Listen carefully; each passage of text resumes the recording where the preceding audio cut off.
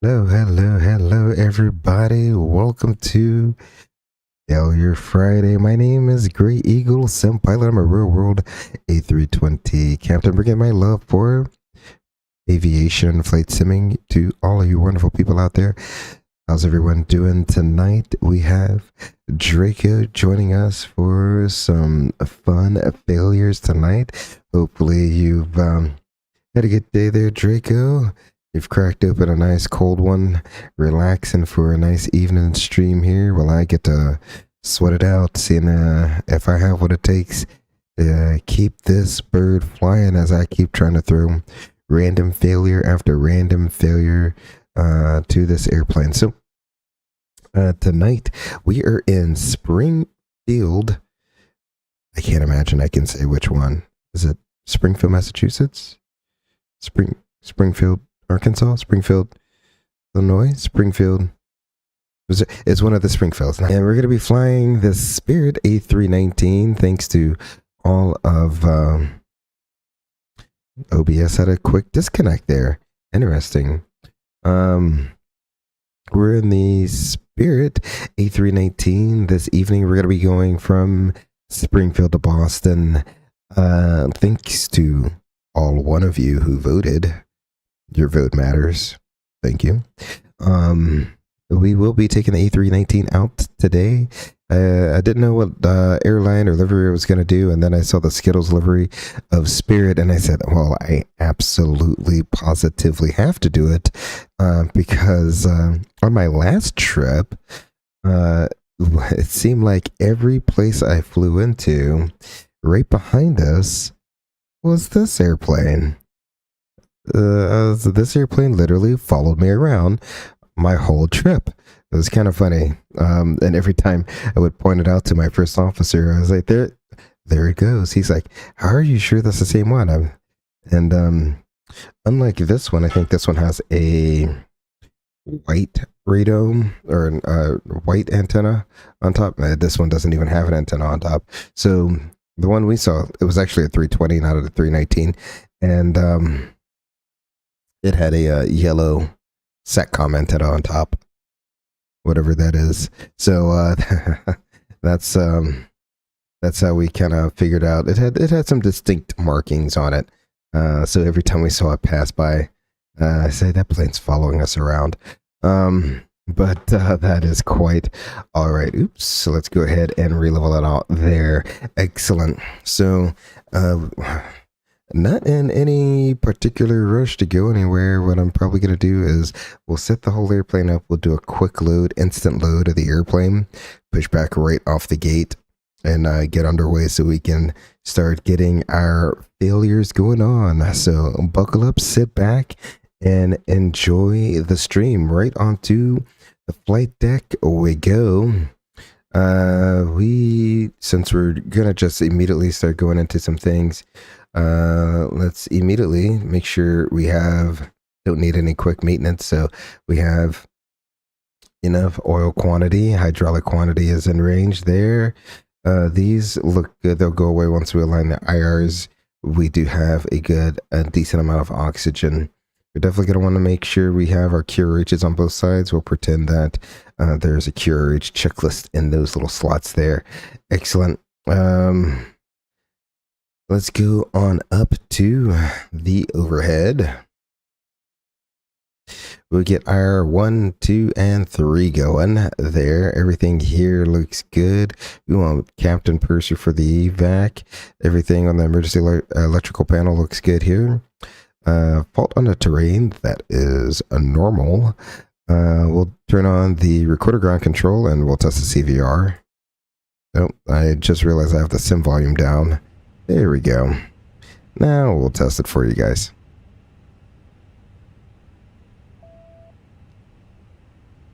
Excellent.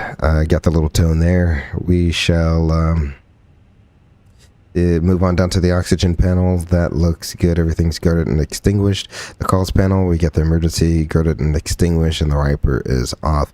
We'll go ahead and test engine fire 1.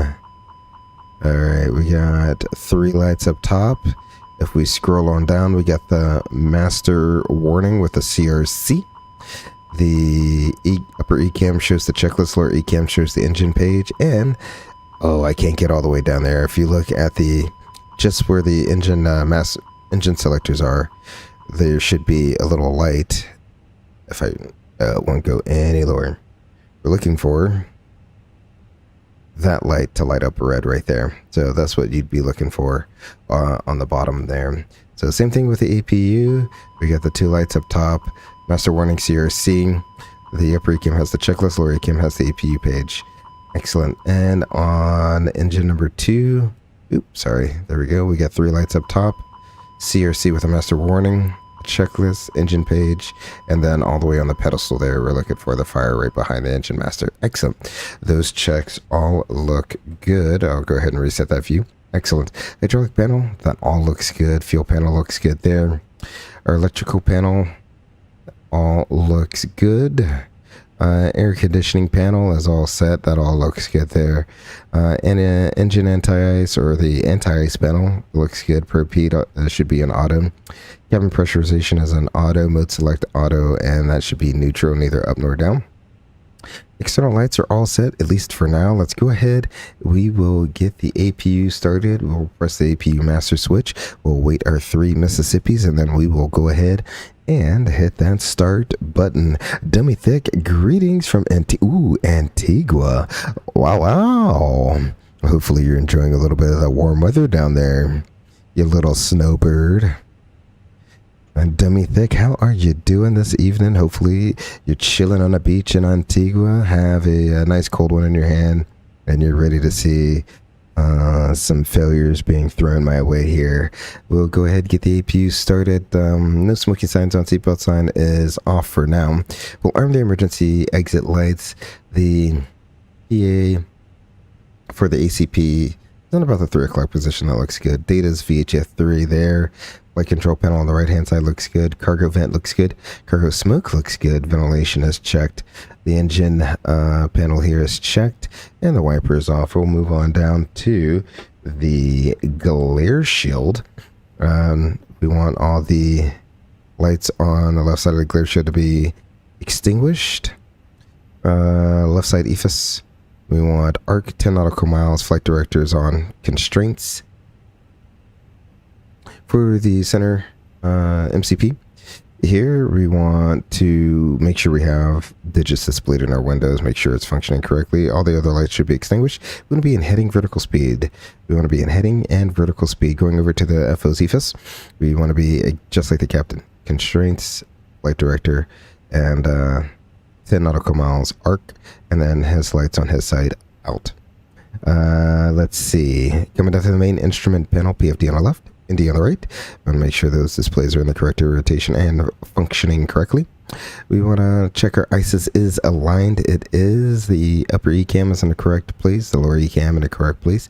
Brake fans off. Gear is down. Auto brakes are off. Anti-skid is on. The date and time is approximately correct. And the gear is down with no red light. First officer side, the ND is going to be on his left.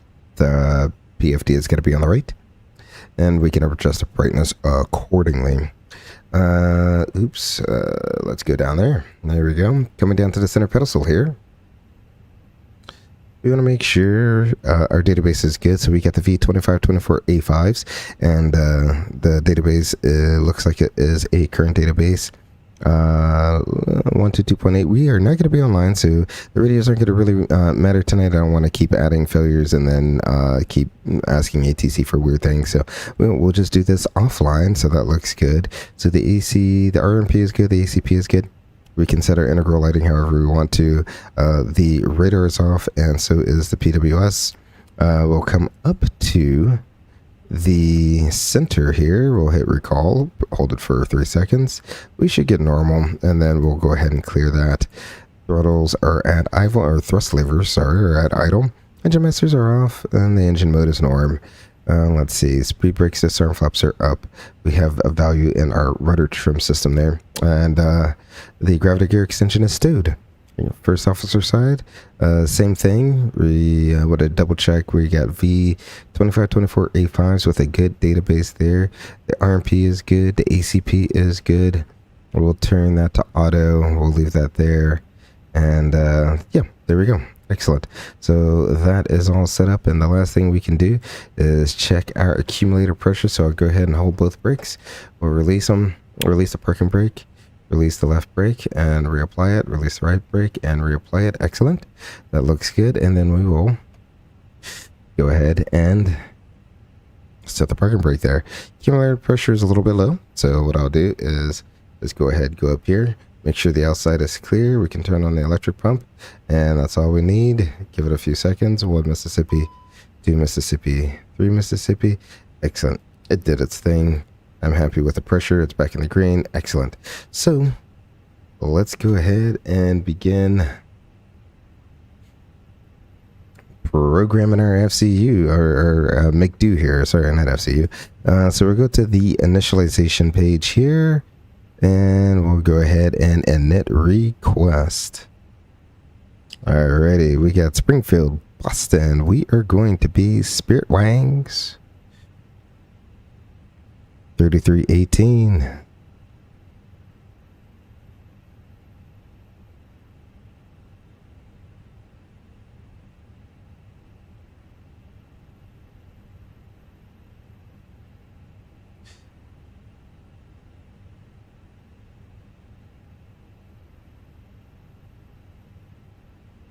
We're going to be going, let's see, doing a call. Let me pull up the sim brief here.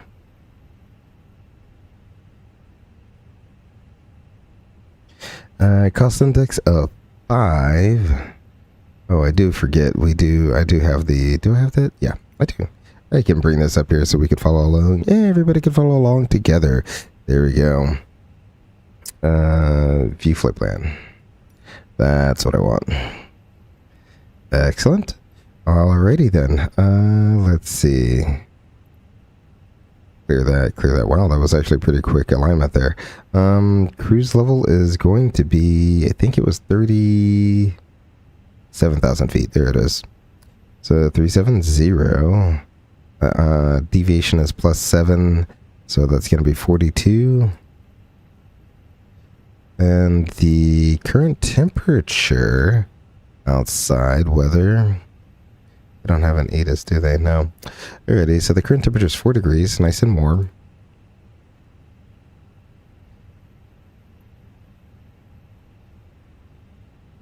There we go. So 4 degrees, we got Bradley as the alternate, that should work. Let's go over here and do our zero fuel weight. We're expecting a zero fuel weight of 142. No, that's a takeoff weight. 122.6. So we got 122.6. And I'll swag the CG here and call it 29.9%. It'll be close enough. Our block fuel is going to be 19.9. We'll zero out the route reserve. And our alternate fuel going to be 2.3. There we go. We can go into the flight plan now. Springfield runway 32 seems to be the most favorable for the winds. There is no SID. We'll go ahead and insert that. So it'll be Springfield and then directed dryer, where we'll pick up the Quebec 82 and we'll take that all the way to City. I don't know how to say that. And Boston, ILS 4. It's pretty crummy weather there, so we'll do ILS 4 right. And the J Fund, I think it is, right? Yeah, J Fund arrival. So we'll do that. And that transition. Excellent. I'll go ahead and put that in there. Make sure we have one discontinuity. It's right there because there's no SID. Other than that, everything flows pretty well there. We'll go back to the initialization page. We'll uplink some ones, and let's go ahead and get some performance data, shall we? So let's go to the Fenix tablet here. Max Reason, welcome. How are you doing? He says, hey guys, welcome to the stream. Hopefully you are ready to see how many failures we can throw at this Fenix before we need to get this bird on the ground. You'd be surprised the Airbus can do a decent amount here. Let's see, PAX on. I said runway 32. Yep. Okay. Let's go an estimated takeoff. So 144.0. And I don't know. I said 29.9%. It'll be close enough. And the 320.9, we don't account for headwinds. Alrighty. And we'll go ahead and calculate that out and send it to the McDo. Excellent. So now that that's in there, we'll go ahead and clear you. The ones are uplinked. Excellent. We have all of that data in there. We'll go over next, and oh nope, back one. We want 290 and the descent. Is it me, or does this always want to descend at 250 knots? I have no clue. Let's go ahead and copy the active flight plan and do a quick route verification. So we will go ahead and put you in 10 nautical miles there. We have Springfield runway 32, no SID. First fix is going to be Springfield, and then we'll go Springfield direct to Dreyer. Dreyer will pick up the Quebec 82, and we will take that to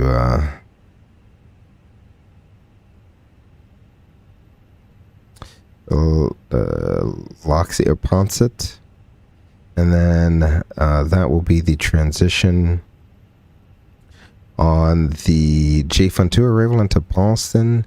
We got 1,135 miles. If we look down here, we got 1,128 miles. So that is reasonable enough for me. Let's see. We can put you on performance here. We did that. We'll do a quick briefing.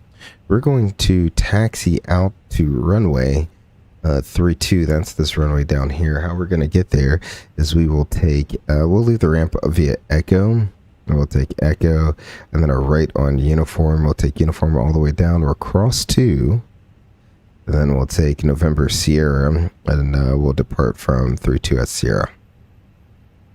It'll be a flaps 1 flex, standard reject considerations. There's no special engine failure procedure, so we'll proceed straight ahead to I don't know, well,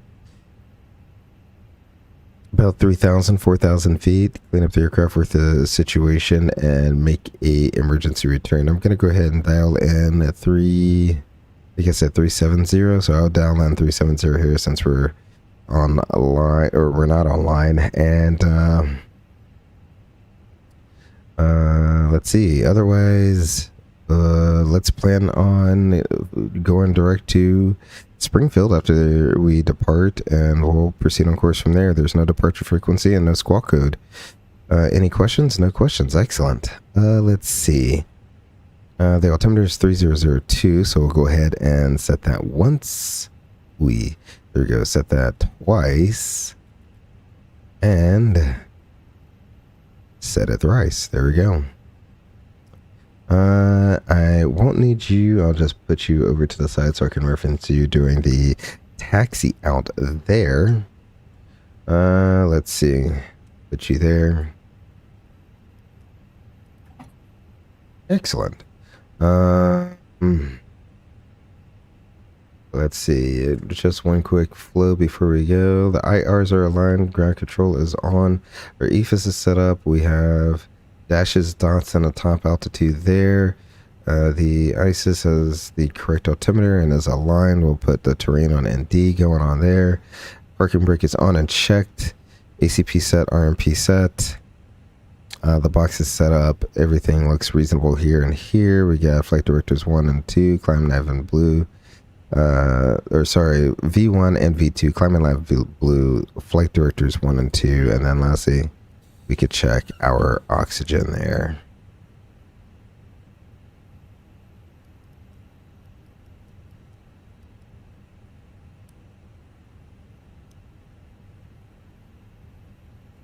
How do I want to do this? There we go. Checking our fluids one more time before we leave. Got 2, that's normal. Excellent. Let's go ahead and load up, and then we'll do a before start checklist. Load aircraft, instant dismiss. Alrighty, and we will call for a tug.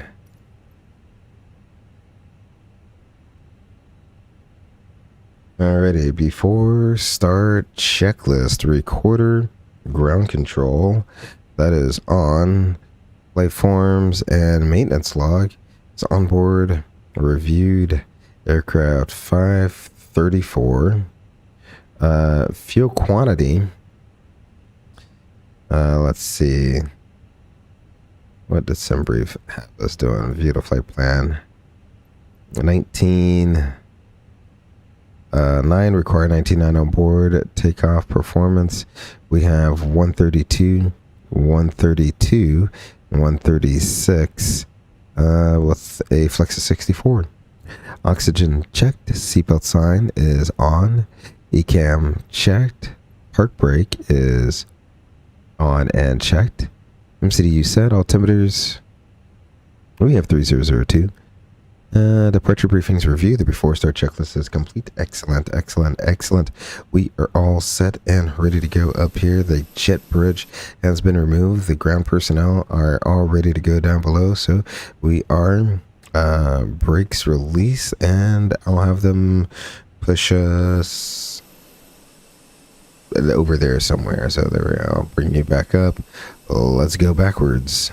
And while we're going backwards, we can go ahead and start those engines.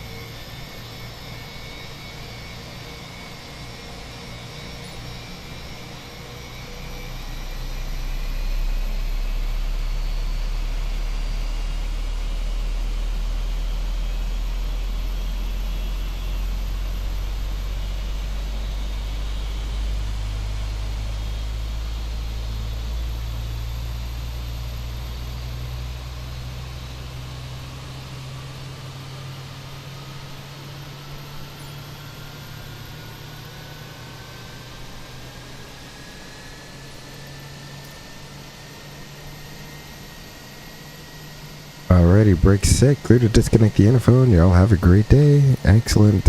You're being clear disconnecting the interphone. Have a safe flight, Captain. Alrighty. That sounds like it is one good engine start. Let's get another one.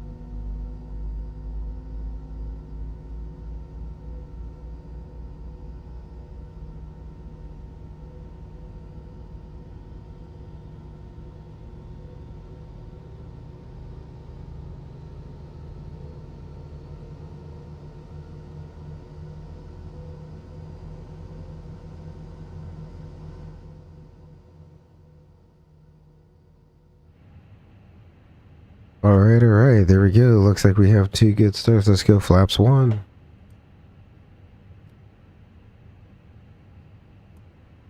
Forgot to close the door. Let's go ahead and do that. Excellent. There we go. Now we're clicking request go.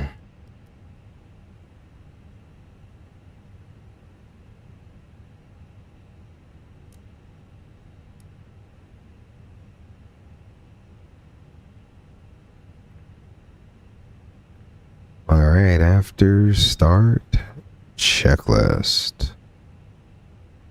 The engine anti-ice is off. We don't need it. Status is checked and the rudder trim is 0. After start checklist is complete. Excellent. We are clear on the left. We are clear on the right. Let's go ahead and release the brakes and begin our taxi on out of here.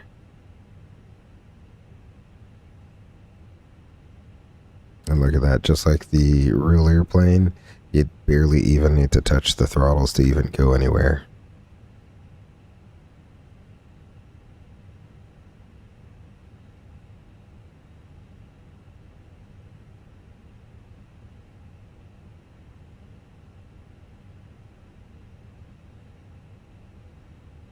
Alrighty. Got a nice slow roll here. We'll go ahead and do our flight control check since we're just rolling straight. Alright. Pull up. Pull down. Neutral. Full left. Full right. Neutral. Rudders. Full left. Full right.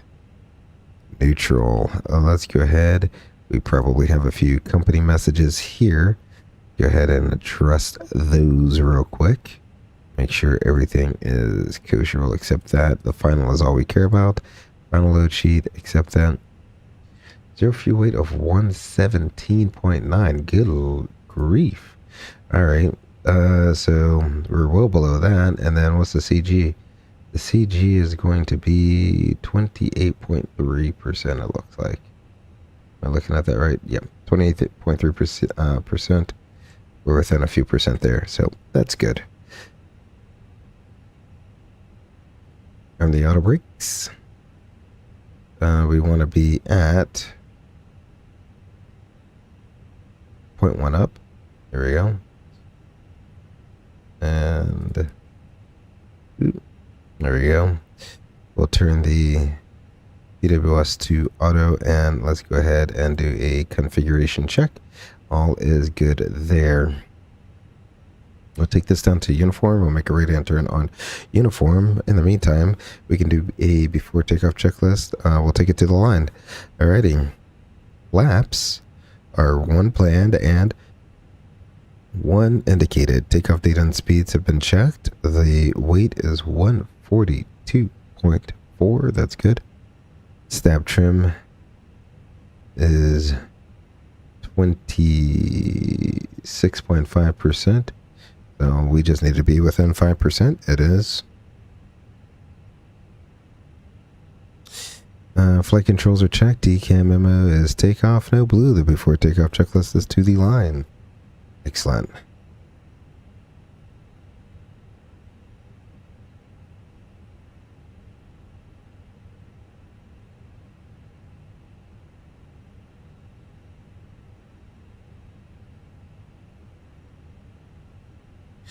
All right. When should the failures begin? Should I wait until about 10,000 feet on the climb out to start initiating some failures? That seems like a good time to. That seems like a good time to go ahead and start the fun, don't you think?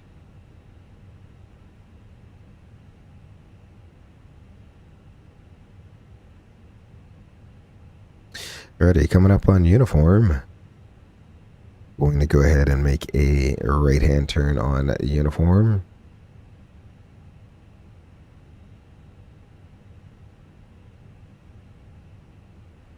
You can't really see the hills here, but the airplane does make it seem like we were going uphill there just a little bit. I wonder if once we make this turn, if it will start accelerating because we're going down a hill.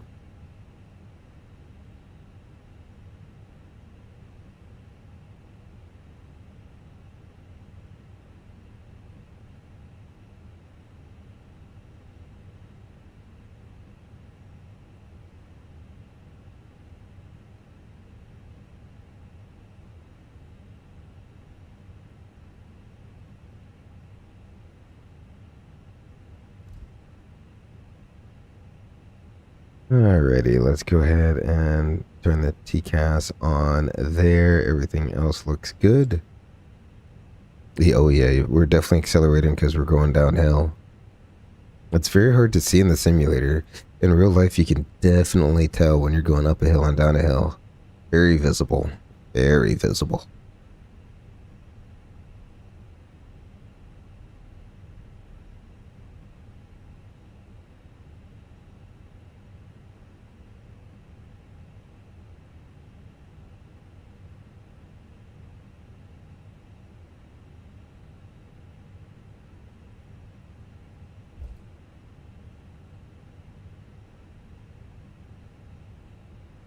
Alrighty, funnel looks clear.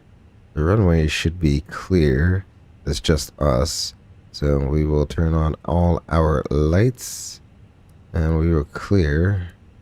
Or we will taxi across runway 20, or runway 2. Yeah.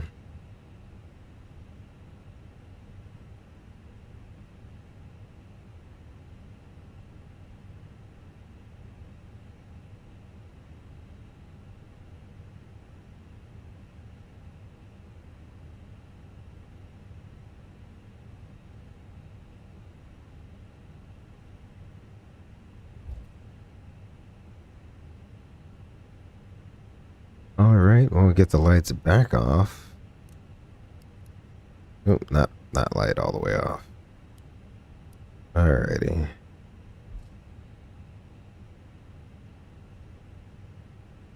We'll make a slight left here. We don't want to go too far left. There we go. This should be Sierra. We'll continue straight ahead to runway 14. Flight attendants, please prepare for takeoff. Alrighty, and below the line we have runway and FMS. We got runway 32 on the screen, in the box on the screen and out the window. That's checked. Minimum takeoff fuel 18.4 is required. We have 19.6 on board. Flight attendants notified. Engine mode norm. TCAS is in TARA before takeoff checklist is complete. Alright, ladies and gentlemen, final is clear from the imaginary traffic out there. The runway is clear. Let's get this party started, shall we?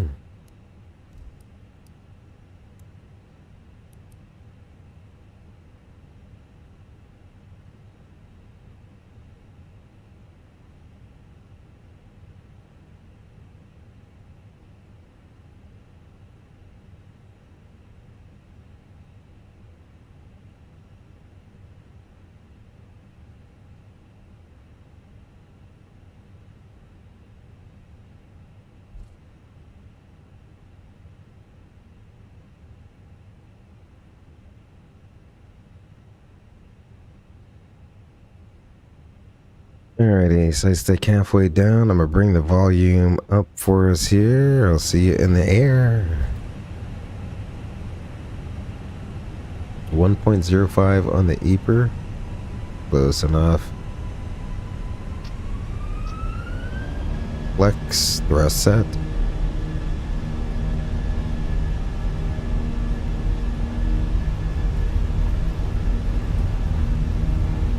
$80. Checked.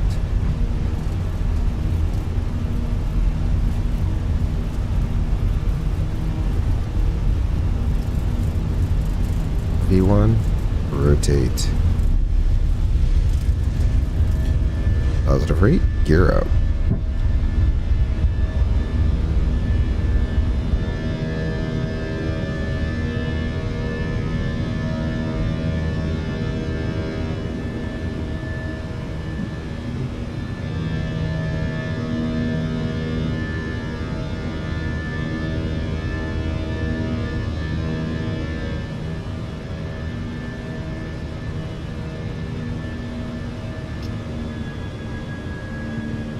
Climb set.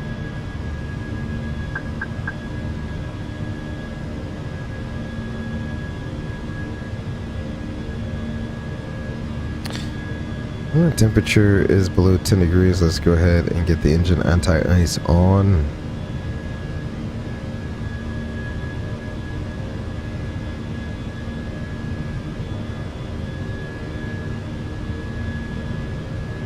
We can proceed direct to Springfield at this time. We'll go ahead and insert that.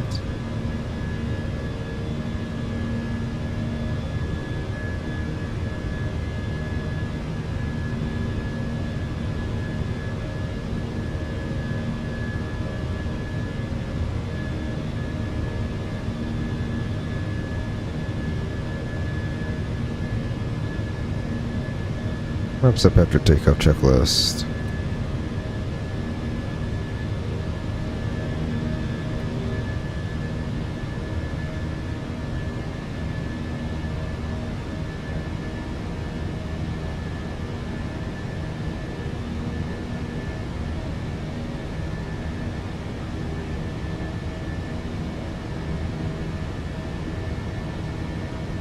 Excellent. I'll go ahead and turn the autopilot on.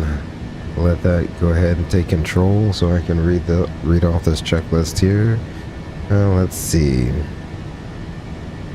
So after takeoff checklist, the landing gear is up, no lights, the flaps are up, and the pressurization is checked.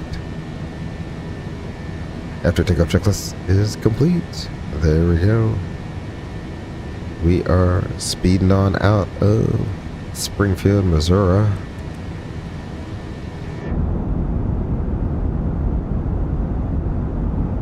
What a cloudy, gloomy day. Perfect foreshadowing here in Springfield.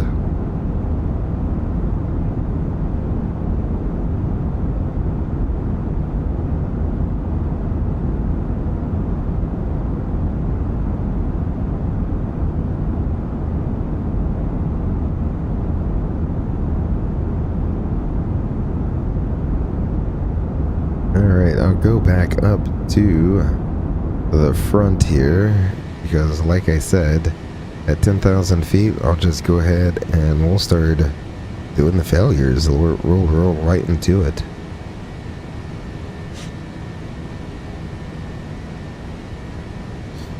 Go ahead, I can turn off the engine anti-ice at this time. We're through to 10,000 feet. Go ahead and turn off the lights, let the flight attendants know we are through our sterile period there, and let's go down to the right side, McDo.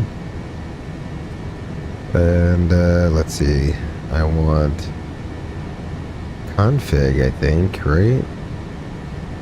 Random failures. Trigger a random failure. There we go.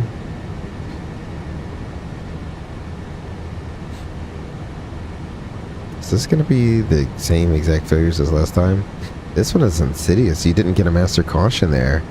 Alrighty, so I see something here. My aircraft. Let's see, we have a fuel, right tank pump, low pressure. Right tank, okay, we don't need to go through that yet. We're going to verify. We got the ECAM page automatically popped up there. And look at that, we got a fault light there. So we're going to check our our quick action items here. Nope, it's not a quick action item. It's not an ECAM exception. And now the captain will delegate the flying duties. Generally, the first officer will fly while the captain works the situation because the captain has the overall global view as a manager of the ship. So, but since it's just me, I don't have Ghost FO over here. I mean, the autopilot's in command. That's why the autopilot's going to be in control most of this, because it's just hard to constantly try to run checklists and hand fly an airplane. Alrighty, so your aircraft here already is. We'll do the ECAM actions. Fuel, right tank pump 2, low pressure, right tank pump 2 off. So let's go ahead and go up here. We'll go ahead and turn that off. Alrighty. So we can go ahead and clear fuel. Alrighty, clear. Okay, on the status, so there's nothing in the box 2 here on the status page. We have right tank pump 2 is an op. Clear status. We'll clear the status there. Excellent.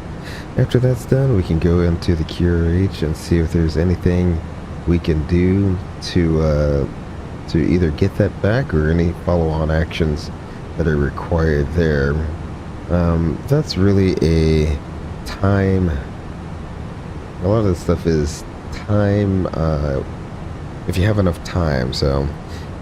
If you don't have enough time, let's say that happened and we were on like final or something like that, you're not going to go into QRH. You'll just land the airplane, taxi it to the gate. That makes no sense to try to do something when you could just land it and have maintenance deal with it. So looking at here, we had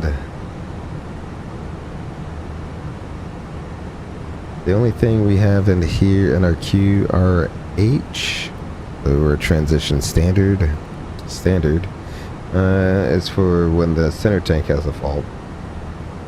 So nothing left there to do. We'll just keep monitoring our fuel here and we should be able to okay, quick little fuel doop. What do I want? I think I want that one. Quick little fuel lesson for you. A quick little 2-second lesson. So we have 2 pumps, right? We have a pump in each wing, or 2 pumps in each wing, right? So you have one that's an op. You always have a backup, right? So the backup is still able to provide positive pressure. If the backup can't provide positive pressure, you can still gravity feed. The engine will still run by just gravity feed alone. However, there's an altitude restriction for it. I think it's like flight level 270 or something like that. I forget what the altitude is. But there is an altitude restriction if you're going to be doing gravity. In fact, I'm already on the fuel page. Let me just look up the gravity fuel feeding right here. Okay, so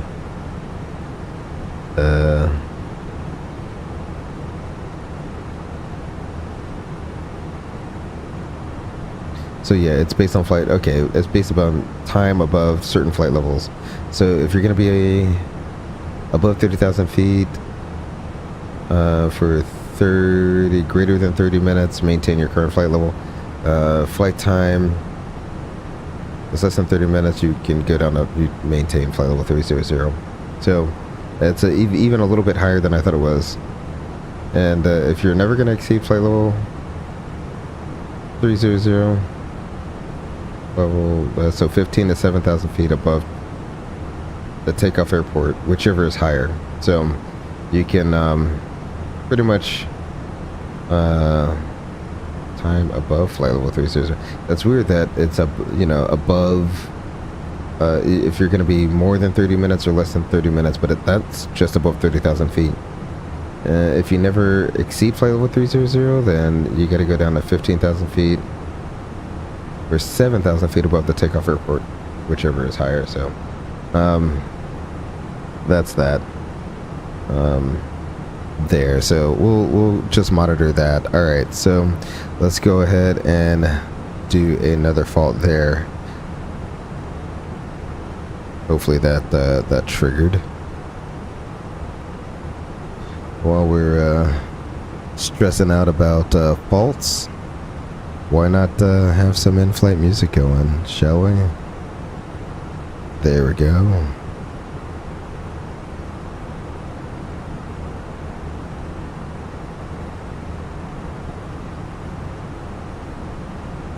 And sometimes faults are resettable, right? Like, what if you're like, I wonder if I turn it back on, if it'll come back on. Because sometimes all you gotta do is turn it off and turn it back on, and it will turn itself back on again. However, that one, it looks like it will not be a resettable fault. Did that one take? Let's insert another random failure. Inserted. So you say it's inserted. Are you really inserted?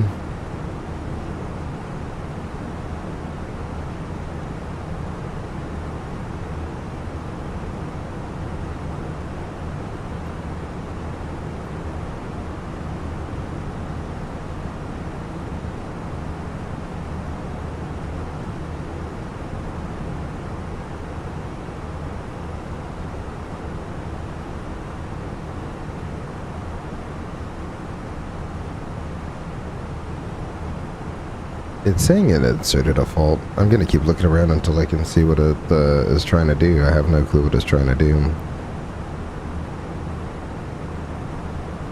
My objective is to make it as hard on myself as possible. Let's keep doing it. I'm gonna do something until I get a ding, alright?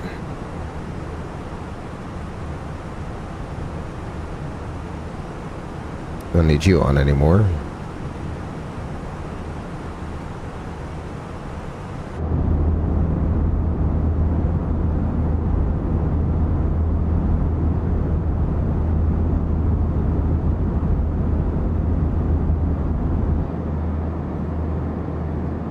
Very clouded out. I wonder if I'll be able to see. Let's overlay some weather, see what's going on. Can't really see what's going on across the country. A little bit of snow out there, a little bit of rain. No, that's rain. Oh, I hear something. Alright, hold on.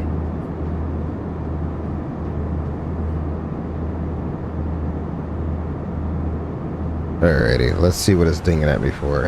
Ooh.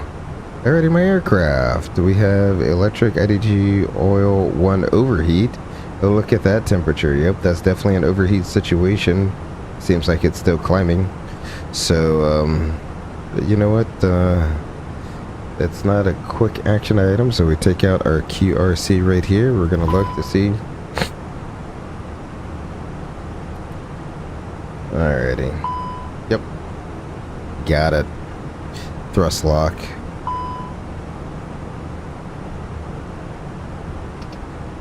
There we go. All it wants us to do is move it. So it automatically disconnected itself before we were even able to get up here. So with that disconnect, which one is it? IDG1 oil overheat. So it would be this one. It's a rate girded switch, which means you have to confirm. So IDG1, confirm. And we're going to press it for not more than 3 seconds. If you press it more than 3 seconds, you could do damage to the contactor there, and they got to replace the whole IDG, the whole system. So we got to do 1, 2. It's already self-disconnected there. Alrighty. That's interesting. You also notice we have an auto flight, auto thrust off. Alrighty. Autopilot 1 is working fine, but the auto thrust doesn't work. That's because if I'm looking up here, the IDG1 is offline. What if the auto thrust that it was using was dependent upon that generator, the number 1 generator? So let's go ahead and turn on autopilot number 2 and then re-engage the auto thrust. Boom. You got your auto thrust back. So there you go. We're back in climb. Autopilot 2 is on. Flight 1, flight director 2 with the auto thrust. There we go. And we're still climbing on up. That IDG just is not going to quit, but there we go. We had to disconnect the IDG. I think the IDG, because it was overheating, did damage to the generator. I'm not too sure, but it is offline, which makes sense that the generator would be offline as well. So now we're down to a single generator. You never want to be down to a single generator. So let's go electric IDG1 oil overheat. Let's see if there's any ECAM follow-up. So we'd go through the whole thing. Clear electric, clear electric. The generator 1 is offline. Generator 2 has picked up the load. It's powering the whole system there. Clear electric, clear electric. It's the INOP systems. In fact, you know what? I'll do the whole thing. INOP system Cat 3 dual. Right tank pump 2. Main galley and generator 1, and we're Cat 3 single only. Clear status, clear status. Okay, ECAM actions complete, and now we can go into any follow-up items. All right, so we had we're in the electrical system, and we had an IDG overheat, oil overheat. There we go. So our follow-up actions in the event of an IDG 1 or 2 oil overheat. Note, it says press IDG push button switch until gen fault light illuminates, but not for more than 3 seconds to avoid damage to the disengaged solenoid. Alright, so that's what I was saying. We don't want to press it for more than 3 seconds. After accomplishing the ECAM actions, APU if available, start. We'll go ahead and start it since we do have that available to us.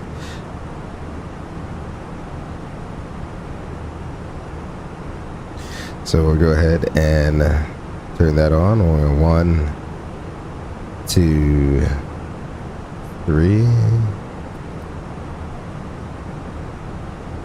So we'll go ahead and get the APU on. If only one AC generator and generator APU remains, that's a land ASAP. So the checklist is complete. So there we go.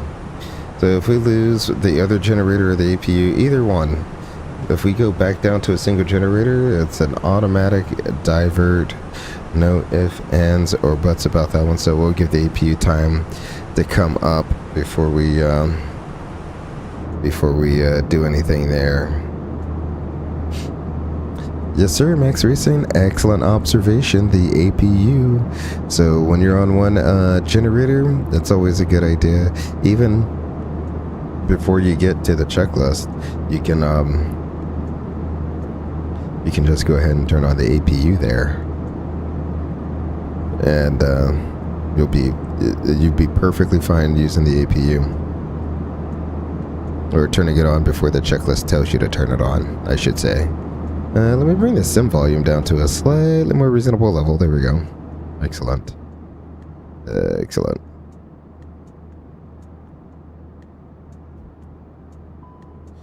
Alrighty. What do we have here? APU gen fault. You gotta be kidding me, right? Alrighty. So my aircraft, electric APU gen fault, APU off, then on. If unsuccessful, APU gen off, then on, and then APU gen off if that's unsuccessful. Galley shed does that. I mean the lavatories aren't power.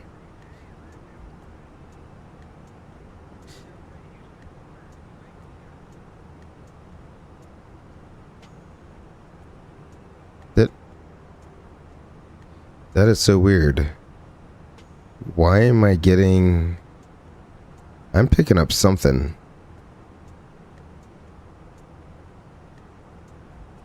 That was the weirdest thing. Alright, I'm gonna put you on 1215 then. Boop. Alrighty. So, we'll turn you off. We'll wait a few seconds. Turn you back on. Alright, I don't want that to be the reason we divert. I'm gonna go ahead and fix that right now. Sorry, guys. The galley shed, does that mean the lavatories aren't powered? I'm not exactly too sure what is on all the... What?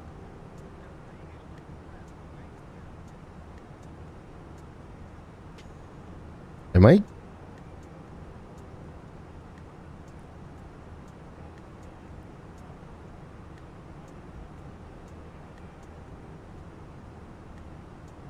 Oh, that's weird. Okay, I think that's our jazz music doing that. That's weird.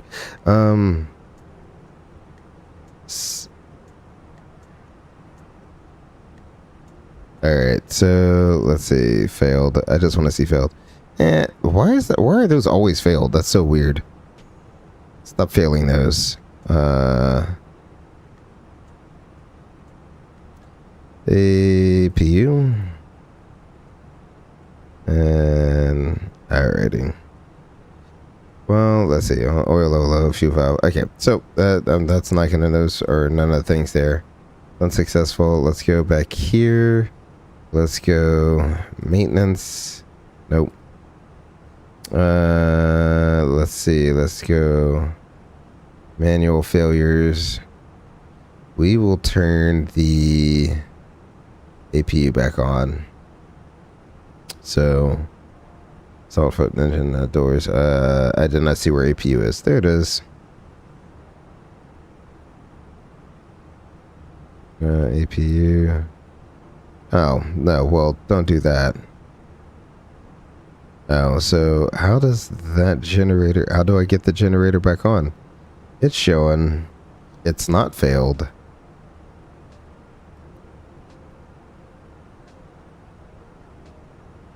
I will turn the engine generator back on. Either way. I'm not going to have that be the reason we automatically divert.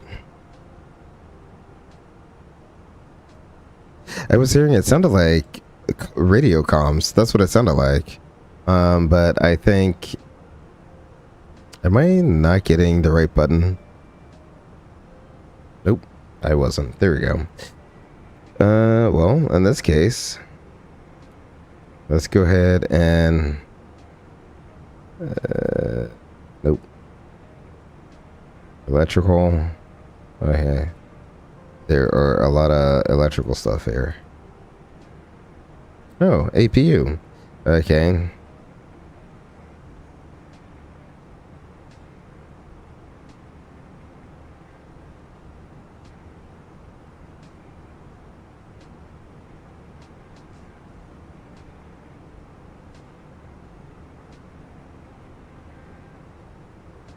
Can I undo that action?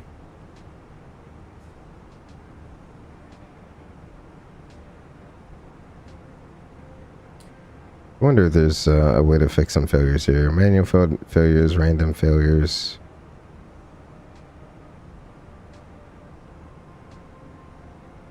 Let's reset everything. We're gonna perform some maintenance mid-flight.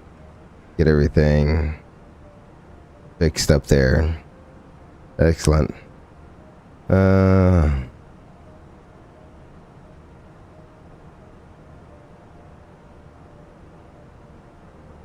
We'll see what's happening. But yeah, the galley shed is, since we have no power to the galley. It's galley and cabin, right? So since we have no power, or that automatically sheds the alleviate load on the IDG. And usually, I think it's exclusively the galleys. I'm not too sure if it's the lavatories too. I think it's just the galleys, but the flight attendants definitely will call you up and let you know if they don't have power in the galley. Diagnosing.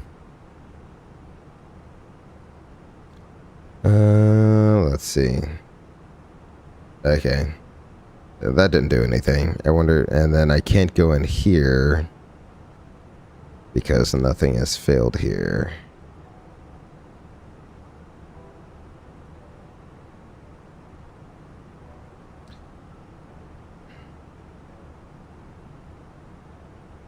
Flight changes.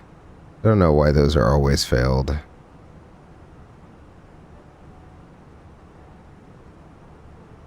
Oh, okay, so here, let's just do... Or reconnect the generator. That's weird. Alright, cool. Generator's back online. Sweet. We have an APU. We can keep going. We have an APU. We can keep on going. Alright. So, let's see. Failures are random. And let's trigger another one. Ooh, that's a DU failure right there. Alright. So, when you get a DU failure like that, that's when you get the upper screen switching to the lower screen there. This one is kind of... I've actually had something like this happen. Literally... You couldn't ask for a better airplane, let me tell you. No APU. So we board up, we do the whole thing, we start the number one on the gate, disconnect the air, disconnect the power, and we start pushing back. And we notice right when we push back at the power changeover, you know, whenever the generator comes online, the DU, the upper DU, blanked out and went to the lower DU. I said, huh, that was weird. So what did I do? I said, okay, well, let's turn off the displays and turn them back on again, right? Like, sometimes you can turn them off and on. And when that happened, it popped back up normally. I was like, oh, cool. We're good to go. So we start the other engine up. It does it again. It's super weird. Alright, what's going on? So we cycle it again. And it works for like 30, 40 seconds, and then it quits again and goes, and the upper DU quits, and the engine information goes to the bottom DU. I say, okay, this is being super weird. So I look in the QRH. There really wasn't anything in the QRH.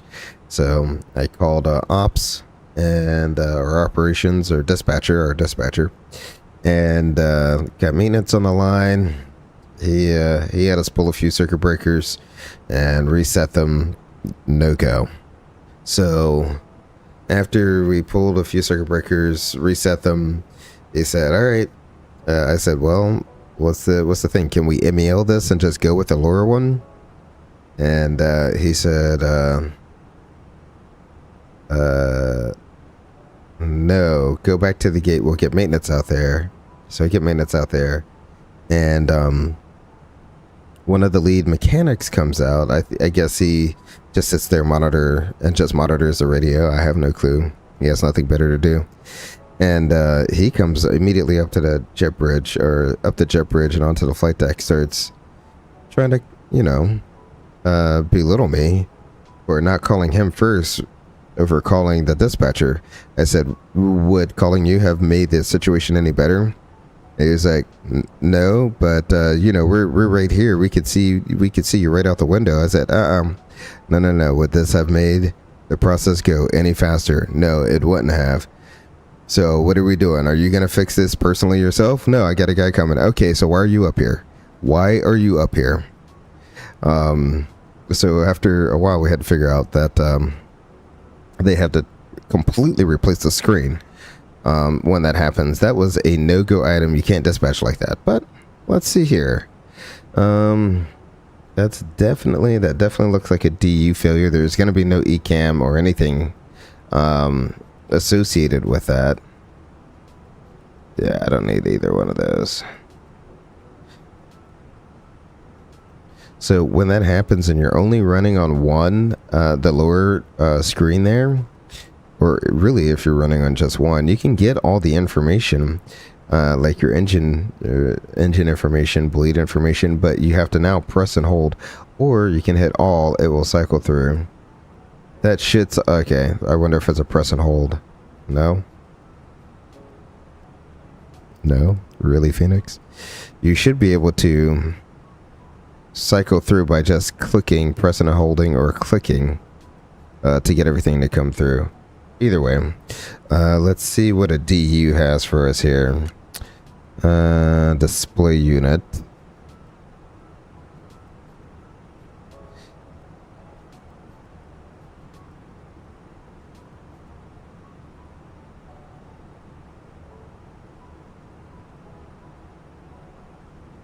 So we got a display unit blank. Like I said, the first thing it tells us to do here in a QRH, a display unit brightness knob for the affected DU off, and then on recovers after 10 seconds. So we'll turn that off. I already did this, but you know, just for funsies, we're gonna try and do it again. We'll turn it back on, and it says the screen should recover after 10 seconds, which we know it's not going to do. If unsuccessful, DU brightness knob affected DU as required, which is off. ECAM ND transfer consider. So at this point, we would do probably something like that, since the FO is the pilot not flying, pilot monitoring. Then we can get this information up on his ND. He doesn't really need that ND. So whenever he needs that information, he can put it back in normal, or I can transfer it over to my side. That way he can do his little briefing. He can verify our little route of flight here. He can do his briefing, yada, yada, yada. What say you? Ooh, we'll bring that down a little bit. And then he can switch it right back over there. And then PFD ND transfer consider. So we don't need to do that. I mean, I guess, no, we don't really need to do that. That's just there, depending if it's this one of these displays, like we can transfer. So like we can get the ND to come over here, and then this displays on the ND, or we can send the ND back over here, or PFD. So this just, all this does is if I do this, it flip-flops the displays. That's all this transfer button does right here. Or I should really do this on the captain side. We'll put you on the normal thing, and we'll put this back up. So over here, if you look, we have a PFD ND transfer. All it does is flip-flop the displays. That's all it's doing. A lot of times, if you come up to the flight deck and the displays are like this, you can hit this button, or the correct way to do it, because you want to make sure the computer's booted up in the correct sequence, is to turn off the ND and then the PFD, and then turn the PFD on first, and then the ND, and then that will orient everything correctly. That is why we need Steam gauges, LOL. Correct. Steam gauge for the win. Okay, display unit blank, distorted, or displays an Amber F checklist is complete. All right. So that is something new there. Hadn't seen that one in the sim. I've seen this one in real life, and like I said, in real life, that was a no-go item.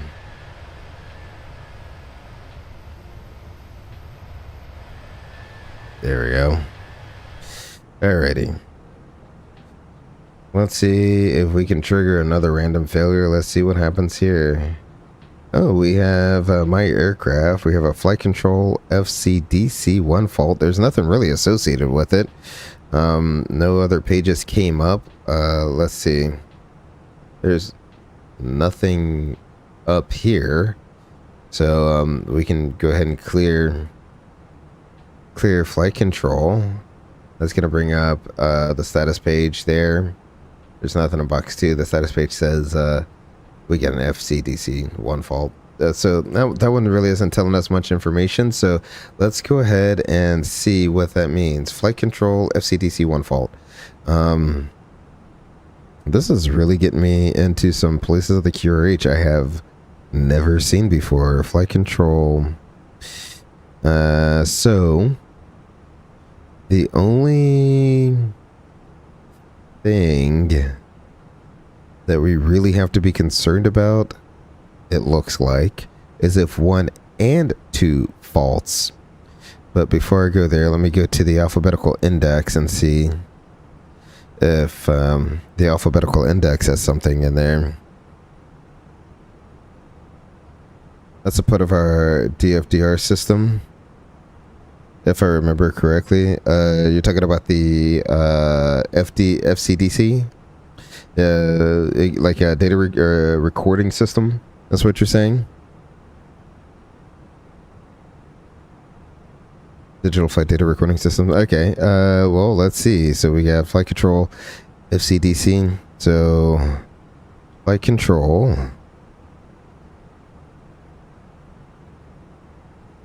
I don't want either one of those. So yeah, the only thing we got to be concerned about is if both of those fault. If we get a 1 and 2 fault, note, flight control data on the ECAM is lost. Control laws remain normal. Flight control warnings are not available on the ECAM. So that is a data recording system. Yeah, you are correct, Max Racing. That is a data recording system. Star warning may be triggered in alternate or direct law. Bank and pitch limits are no longer displayed on the PFD. And Alpha, V Alpha Prot, and V Alpha Max are lost on the PFD. So you're losing a lot of cues on your PFD. So here you have your pitch, so you can't see it because this is the lower pitch limit, but you can't see the upper pitch limit. And then you got the bank limit there. And then you have Alpha Prot and Alpha Max there on the PFD. So those indications are gone. So you pretty much lose those things that tell you if you're going too fast, too slow, too high, too low, too far to the left, or too far to the right. And then the star warning indication on the displayed on the PFD corresponds to the star warning in alternate and direct law. So that's what we got to be concerned about there.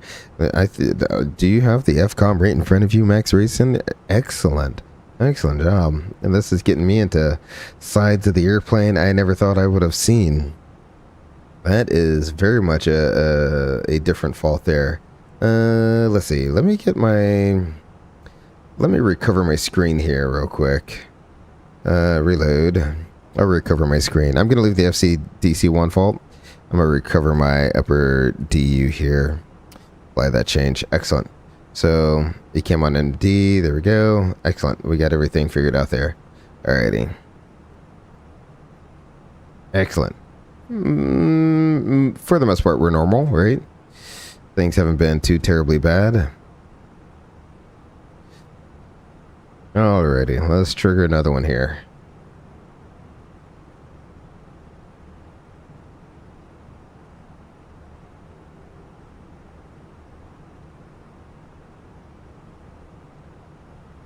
We'll bring you down a little bit in brightness. There we go. It's very glowing. Let's see. Let me just clear this company message real quick. We got received messages. Spirit Wangs Ops. Yeah. Alright. Cool. McDo. Config. Random failures. I did not see what happened. Global assessment. Anything happen? No. Not that I'm aware of. Alright, cool. I'll just hit it again. Were you once a CFI? I was once a CFI there for a few months. Not for the airlines. I have not been a instructor at the airlines. That's one of the things I have yet to do. And I don't know if I want to be an instructor. I definitely had an instructor tell me that it's a pretty good gig. He enjoys it. But again, everything is contractual based, right? So it's only enjoyable if the contract says it's enjoyable. I almost was at my old job, and that never came through fruition. They just didn't need any more instructors by the time I did it, and then I wasn't there long enough to actually do the instructing thing. So. Which is okay, but yeah, I did primary flight instruction, so private pilots. I really I didn't do it for too long, but I signed off a few students to solo. So are you still waiting on your solo there, Max Racing? Hopefully the weather's clearing up for you. You got to finally do some get your first landings in by yourself.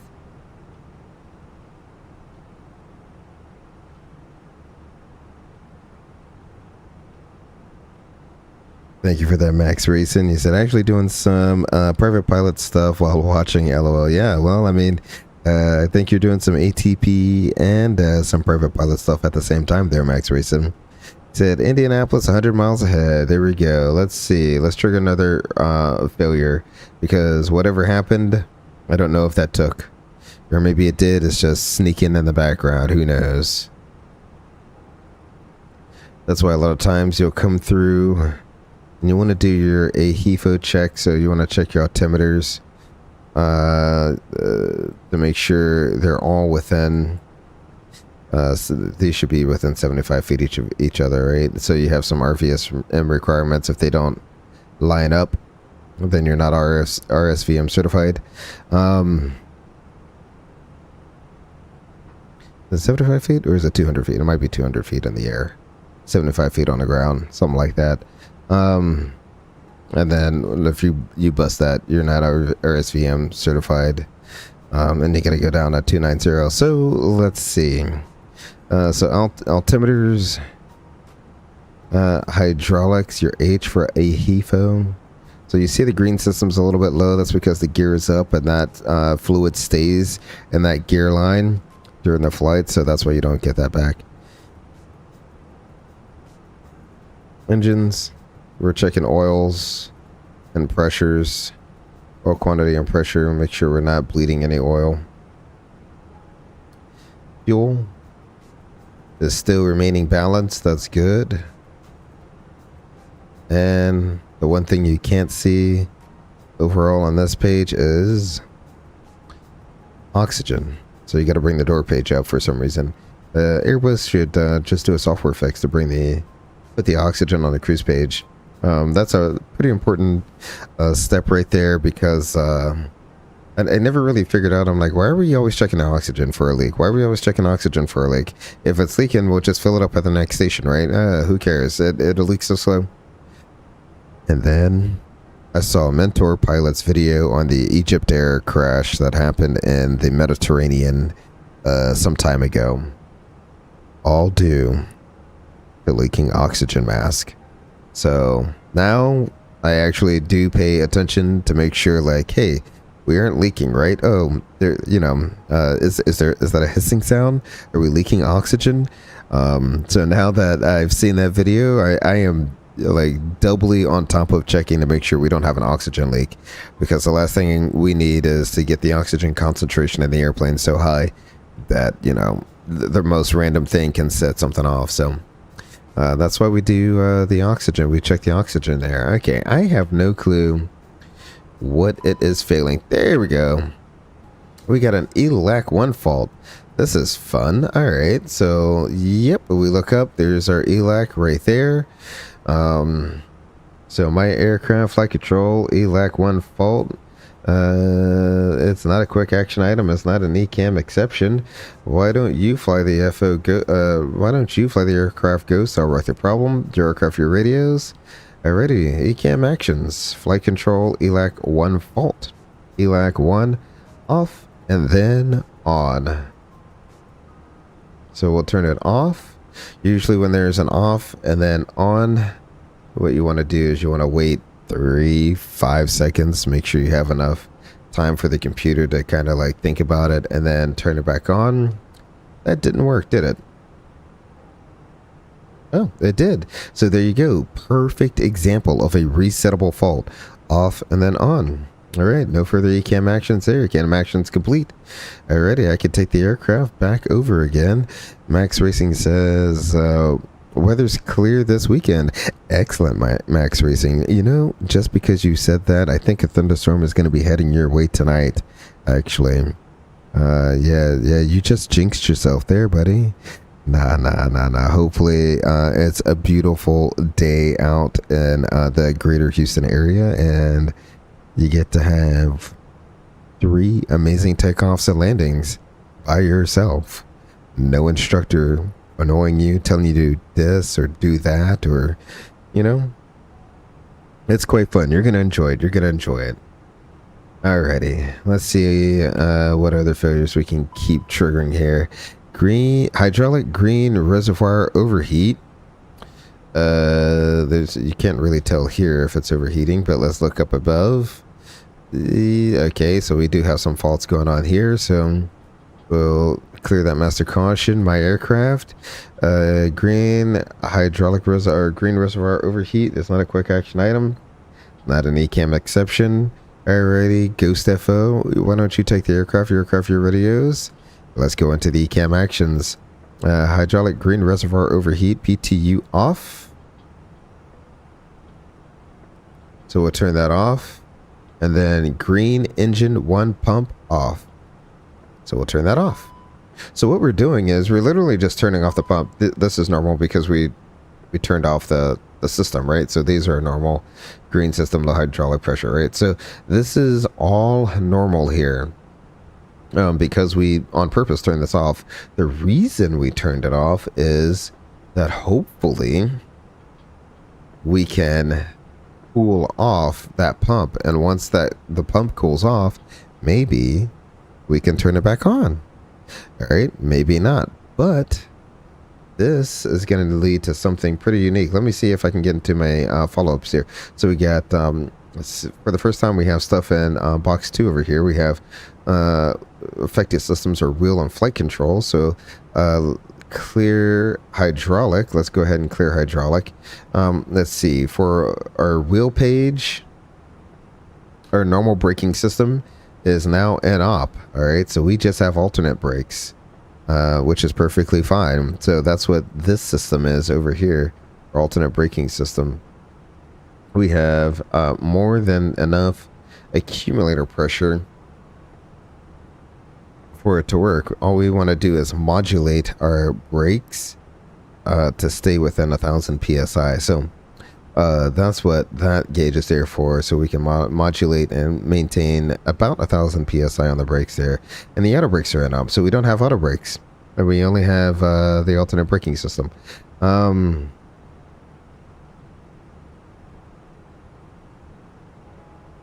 no, well, we're not there yet. So we're not down on this system yet, because we still have a yellow pump, and the yellow system powers the alternate braking system. So let's see. And we also have flight controls. It looks like spoilers 1 and 5 are going to be in op. Yep, that's exactly what it is. So spoilers 1 and 5 will be in op. That's going to lead to an extra ground roll somewhere, so we can clear flight controls. All right, so we have a slew of messages down here. Let's take a look at these messages real quick. Approach procedure, hydraulic low pressure if green overheat out, green engine 1 pump on. So when we come back on approach, if the overheat is, if the pump has cooled off, we can turn it back on and get everything just like normal. We'll land, we'll do everything normally. If hydraulic not recovered, meaning we can't get the green system back online because it's still overheating. Then we got to do a gravity gear extension procedure. We got to apply a landing distance procedure. The alternate yellow park brake with anti-skid. Slats flaps will be slow. And we're Cat 2 only. So, lots of things to consider here. So, an operative system, grid hydraulic, spoilers 1 and 5, Cat 3. Some of the stuff is before, right? Tank pump 2, normal brakes, auto brakes, landing gear retraction. So once they're down, we can't get them back up. Reverser 1 is an up. Yep, that's right, because it's on the number 1 side. Gen 1, yaw damper 1, and FCDC 1. A lot of stuff on the one side, huh? It's really, really biasing this one side. Okay, so we go ahead and clear that. We're gonna want a nice long runway to land on, if that's the case. And what I'll do now is I'll just go ahead and bring that up again. We'll go into the follow-on actions to see what's going on here. We have hydraulic green reservoir overheat. So hydraulic.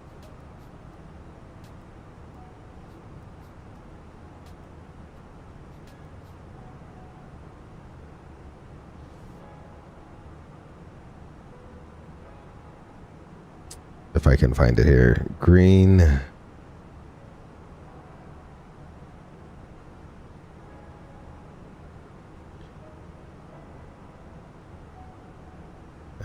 Blue. It says blue overheat.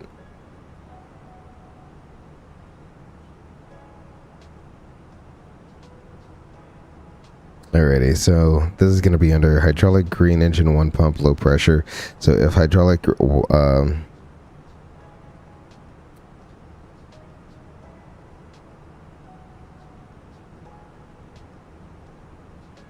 which we do have. Okay, so if hydraulic Y reservoir overheat ECAM subsequently occurs, disregard the hydraulic Y reservoir overheat ECAM procedure, because what you don't want to do is turn off the yellow pump, because now you're going to lose a lot of systems. PTU will keep that off, and the yellow engine 2 pump will keep on. If left right spoiler 5 is indicating extended, which it isn't because we're cruising, so it is retracted. We don't have to add any fuel penalties there. And then the hydraulic green engine 1 pump low pressure checklist is complete. Alrighty, and it says to consider non-routine landing considerations. Alrighty, so we should be perfectly fine there. I'm gonna bring up, well, we'll get to that when we get to that, the gravity extension procedure here. Let's see. That wouldn't be necessarily a reason to divert. However, I'm going to start looking at options. I might even call the dispatcher, consult the dispatcher, see what they want to do. Do they want me to continue on? Because technically we can continue on, maybe with the pump off. Maybe with a pump off, it will stop overheating. We don't know. We don't know there. I just walked back from the lab and we lost our green system. Yeah. Yep. We are down a green system. So, maybe, I mean, not a real reason to divert, but now I'm on the phone with dispatch. I'm on the phone with maintenance, trying to see what they want us to do. Should we dip on into, I have no clue where they would send us, because I think Chicago, let's see, we have Indianapolis, Dayton. They're going to want to send us to a place where they can get maintenance to it, is the thing, if they really do send us to a place. But maybe Boston's the best place to go. We're flying just fine. The only thing that's really not working right now is spoiler 1 and 5. It's the stuff at the end of the flight with the alternate gear extension procedure that that will be a lot more work. So nothing big there. Let's go ahead and clear that. Man, we're getting this thing stacked on up, aren't we? Let me check my statuses again. So, gravity gear section. The thing is, with the hydraulics, you can't tell, like, what's overheat. What is overheated? How do you know if it's overheated or not? You don't know. But you don't want it to keep overheating because you could get a hydraulics will catch on fire. That is a thing that could happen. So let's see. Let's trigger another failure. What was that? APU emergency shutdown. Ooh. We are down to... That was an emergency shutdown. Master switch off. So my aircraft, let's clear that master warning. We have APU emergency shutdown. Yep, it looks like it turned itself off there. So it is not a quick action item. It is not an ECAM exception. So Ghost FO, how about you fly the aircraft and take the radios? I'll rock the ECAM. Your aircraft, your radios. We got APU emergency shutdown. Master switch off. Go ahead and do that. And there's nothing there. That's it. There's nothing more to be had. Remember, yep, alternate brakes. That's one of the reasons why we test the alternate brakes. One, when we are on the ground, and then two, we do a quick little check. It's not really per our procedure, but when you start rolling, you just gently apply. No one should even be able to tell you started applying brakes, but you gently start applying some brakes, to see if those needles down here move. If they move, something's wrong, because the normal braking system should have taken over, and something is still activating your alternate braking system. So that's what we want to remember there. Okay, so anti-skid. You should still have anti-skid. You should still have anti-skid. However, as long as you keep the pressure within this green band here, you're not going to lock a tire. So you should still be able to get some anti-skidding capability out of it. You're just not going to have... or am I getting that wrong? You might be correct. Hold on. Let me bring back the QRH real quick and bring up that procedure one more time with the green hydraulic system here. Pump low pressure. There we go.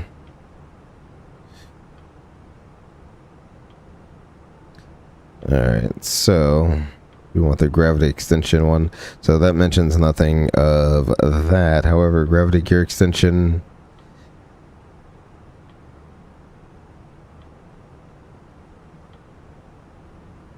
Or it's on the page here, isn't it? Anti-skid? Do I see anti-skid anywhere on here? Alternate yellow brake with anti-skids. Yeah, so we have so these are like little memos down here. So slats and flaps will be slow to extend. We're Cat 2 only, and we have alternate yellow brake with anti-skid. So that's what we currently have. We're not going to Boston now, Max Racing, unless I can get this to turn back on. Let's see.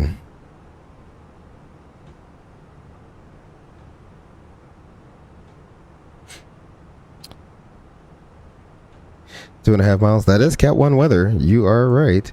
But we don't have an APU, so that generator is gone. Generator 1 is gone. So we need to begin a diversion somewhere. And if I'm looking here, probably I'm thinking Columbus is far enough away to be a suitable alternate, so we'll start heading that way. And we'll go ahead and look up weather for Columbus. So let's do CMH direct to CMH. Enter. Oh, I don't know the thing there. All right. So here, how about this? We'll go flight plan.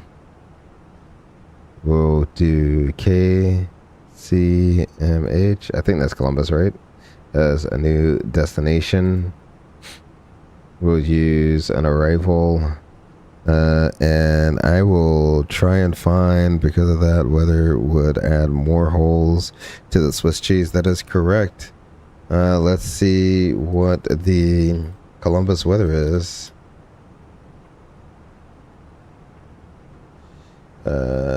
Currently... Oh, that is a very bad format. That is also a very bad format. What is going on here?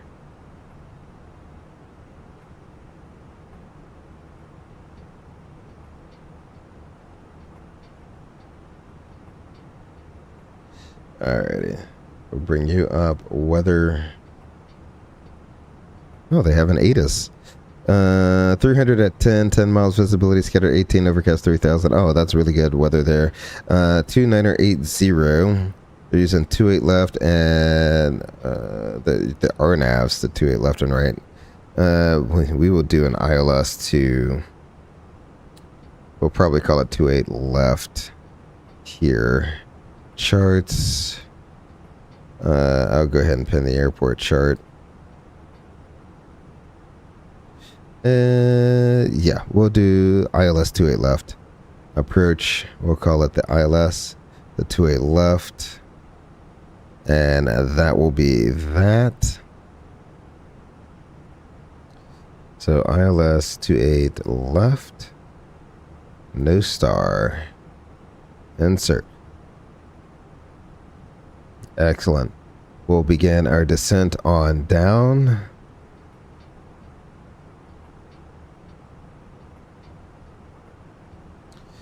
And we will, I'll go ahead and do, yeah, we'll manage it up like that, I guess. All right, so we'll begin our descent on down at 10,000 feet. Excellent.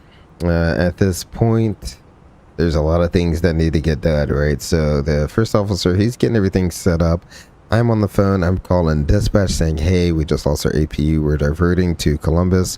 What's the weather like there? Is it good? Yeah, it's good. Okay. They're going to let Columbus know that we're going to be screaming on in. And we could go to Dayton, but if you look at our descent profile, it will take just as much time to descend down to Dayton as it would take to descend straight ahead into Columbus. So that's what we'll do. We'll just descend right on into Columbus. So sometimes the nearest suitable airport isn't the one directly below you. It's the one 100 miles ahead of you. There we go. So dispatch is informed, company ops knows, and now we gotta make a we gotta let the flight attendants know what we're going to do. So we'll call the flight attendants up.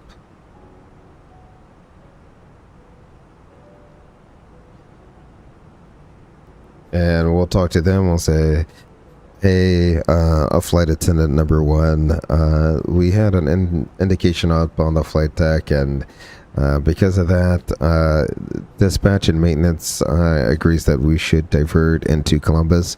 So that's where we're headed now. Currently 731 miles away.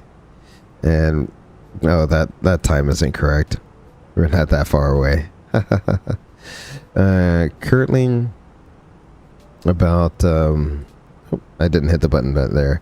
We're currently about 80 something miles away, 84 miles, 85 miles away, and we'll be landing in about 20 or 30 minutes. There's no special instructions, and there'll be no signal for brace. We have any questions for me? Nope, no questions for me. Alrighty, I'll make a PA to the passengers. Ladies and gentlemen, greetings from the flight deck. This is your Captain Grey Eagle speaking. We just received an indication here up on the flight deck, and not out of abundance of caution, and in agreement with the company, we have decided to divert into Columbus, Ohio. We're currently about 80 miles outside from Columbus. We'll be landing in the next 20 to 30 minutes. We do ask that you please listen to your flight attendants for any further instructions. After we do land, you may see safety vehicles around the aircraft. This is perfectly normal. Once we are parked at the gate safely and securely, I will turn off the fasten seatbelt sign, and that is your only indication that it is safe to get up and move about the cabin. Once we are at the gate, ground personnel will be able to assist you in connecting you to your final destinations. We do apologize for this inconvenience and thank you for your cooperation. Alrighty, there we go. So let's go ahead and I'm gonna pause our chill music there because things just got let's see. Dispatch, Columbus weather 0 we got 290 at 10 miles was 1800. Thank you very much, dispatch. I really do appreciate that. We'll expect gate Bravo 28. I have no clue where that is, and I don't even know if I have a Columbus scenery, but it is what it is. We'll go ahead and start dumping that down. Let's see. I'll go direct to whatever. Is that Buckeye? Of course it would be Buckeye. Let's go direct to Buckeye. We'll radial in off of that. I can go ahead and insert that. We'll pull our heading again. There you go. I won't do it that much. We'll bring this in. We'll bring our LS push buttons up, and we can have our FO. Oh, I brought it in too quickly. There we go.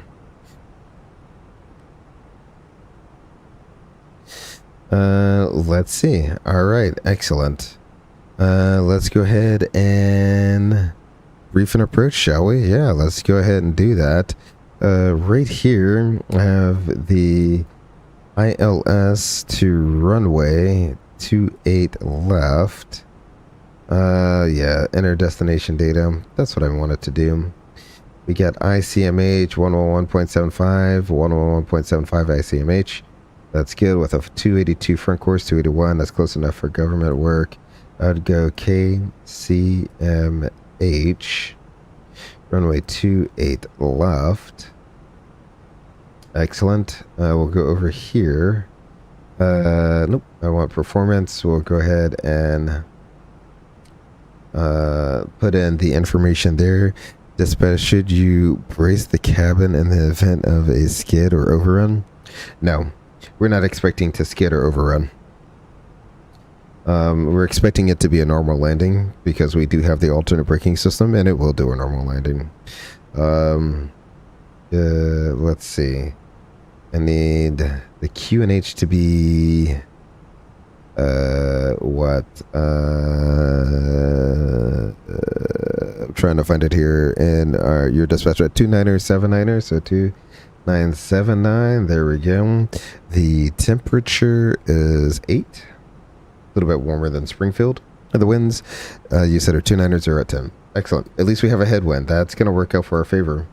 Because here in a second, we are going to have to do, on the bottom side is a 1015, a landing assessment. 1015. There we go. Excellent. So obviously we're going to be flaps full. And let's see, what else do we have here?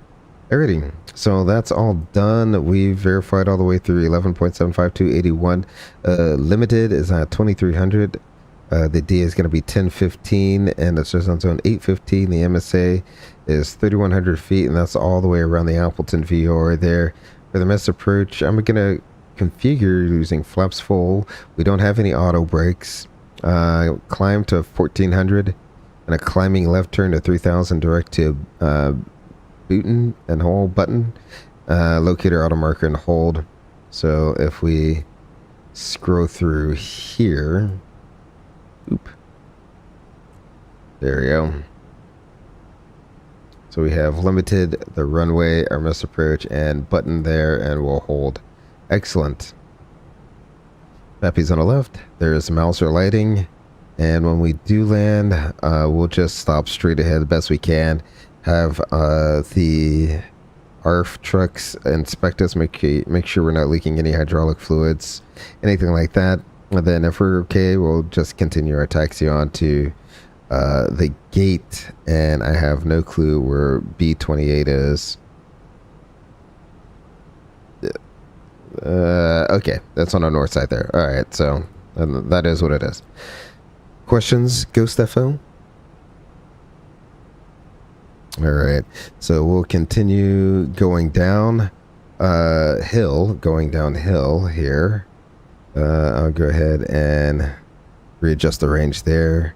Excellent. Things are looking good. I'll pop the speed brakes just a little bit. Excellent. I want to get our energy management under control there. Let's go to we need a landing distance assessment here. So this is where we're going to go. KCMH, runway 28 left. Is dry. Apply METAR. That looks like a good METAR. Landing weight, we'll take the worst case scenario, 135.6. So that's good. We're below our max landing weight as well. So 135.6. We'll go ahead and do that. Flight control, slat system, braking system. Let's go hydraulic system. Green system, low pressure.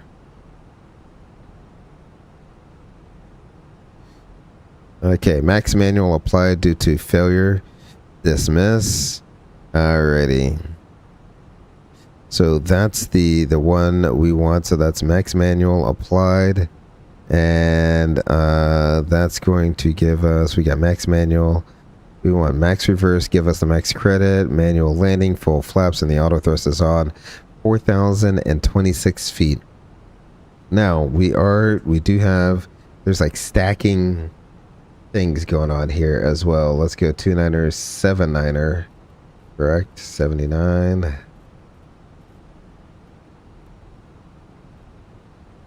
Two 979. Set once, set twice, and set thrice. Here we go. All right, 2979. We'll get to a descent checklist here momentarily. So we kind of have stacking things, and I don't know if like let's see, flight control system, would that be in the flight control system? Spoiler 1 and 5. Oh yeah, that's right. So it's gonna be, oops, nope, that's not what I wanted. Didn't we have some sort of fault?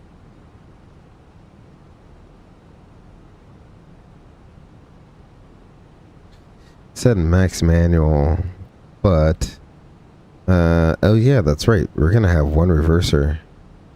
Max reverse, I don't know, reverse. And see, this is where the system starts messing with you. Let's see. It's not as good. Let's see if ours is better. So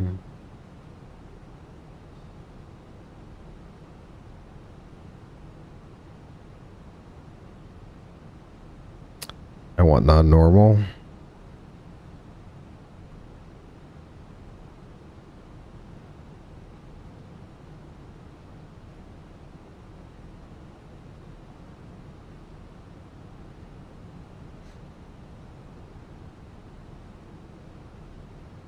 Only one reverser operative.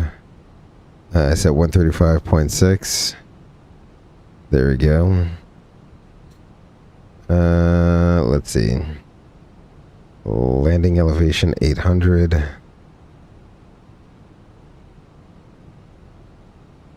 Outside air temperature is 8.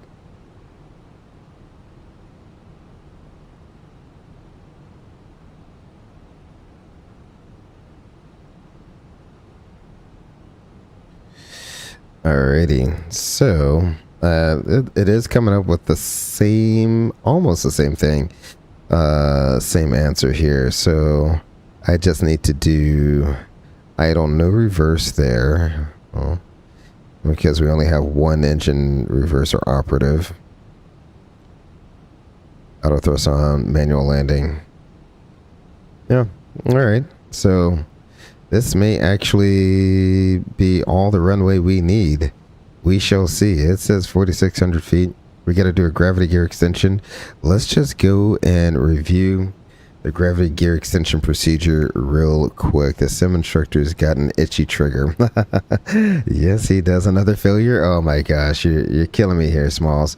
Let's go ahead and we're slowing it up to 250 knots. I'm gonna go ahead and activate the approach phase here.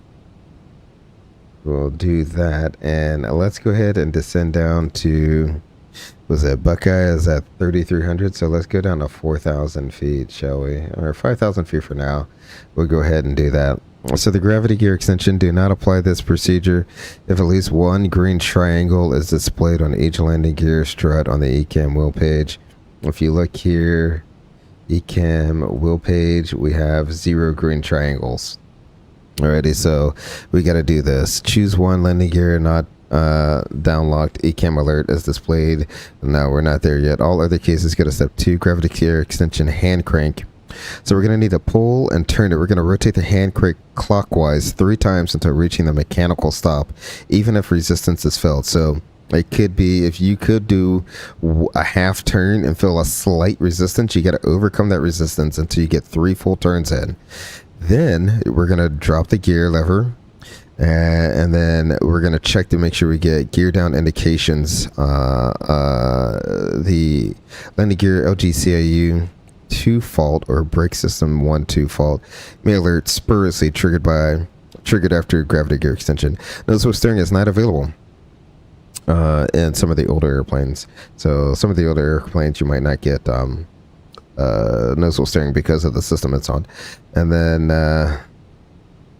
choose one. If successful, do not reset the gravity extension hand crank, and we'll just leave it there. Alrighty, so it's pretty simple, pretty straightforward. Turn it through, pull the hand crank up, turn it 3 times, drop the gear like normal, and make sure it comes down and locked. So we'll make sure we slow early, we configure early, that way we can get this procedure done in a reasonable amount of time. We're down, we're getting through the clouds here. It's +6. Let's go ahead and get these on. We'll seat the flight attendants for landing. Flight attendants, prepare for landing. Excellent. And we'll let them know we're in stereo now. We get all the lights on. And let's run a descent checklist real quick, shall we? Alrighty. Descent checklist altimeters is 29er, 79er. Auto brakes we don't have. The perf approach page is set. Arrival briefing is reviewed. No star. ILS runway 28 left. Status is checked. There are no changes here. There's a lot of stuff going on though. Descent checklist is complete. Let me go ahead and get the replay started. Hopefully we can nope, I don't want to load a replay. I want to start recording. There we go. Yes, override that. Excellent. We are recording.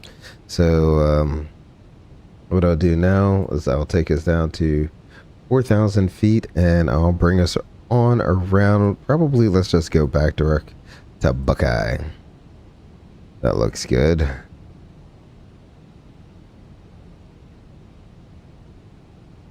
So the slats and flaps will be slow to extend, so that's why I'm trying to get us out as far as I can, and just take things nice and slow once we get down there. Another failure. I can't believe you want another really, Max Racing, you want another failure? Amazing. Amazing. I am only, you do realize I'm only one person, right? That's just me and an iPad. That's all that's up here. Me and an iPad and my water.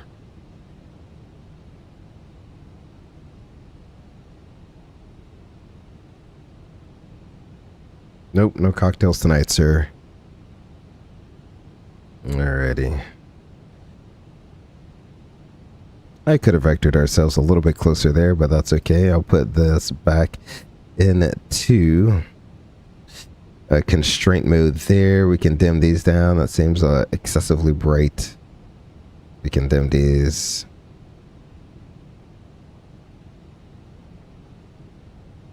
Oh, yeah. Why are those mix matched? That was weird. I probably forgot to cross those back over again. Alrighty. There we go. We're leveling 5 for 4. And we're VFE next minus 10. So let's go flaps 1. Speed verified. Excellent. Whenever that happens, status page pops back up to remind us, hey, green engine 1 pump on. We don't know. I think it's, you see the fault still there, so it's still maybe overheated, so let's not even try. Alrighty. I know. These are all the things we did before. Zoop. Speed brakes are still out. There we go. Alright. So, if not recovered, landing gear gravity is okay. Yeah, so we know everything here. There are no changes. Clear status. Clear status. Alright. I gotta go through the whole thing since I reset the hydraulic system there. Alrighty, so let's go ahead and let's take it down to 3,300. I'm gonna put you down to 3,300. We'll bring you on down. I'll slow you on down to 170 knots. In the meantime,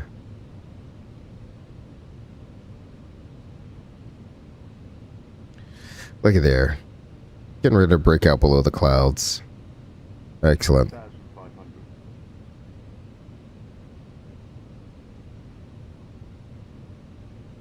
So I'll be very interested to see if this hydraulic system fault took into account that you don't have one reverser and spoilers 1 and 5 are inoperative.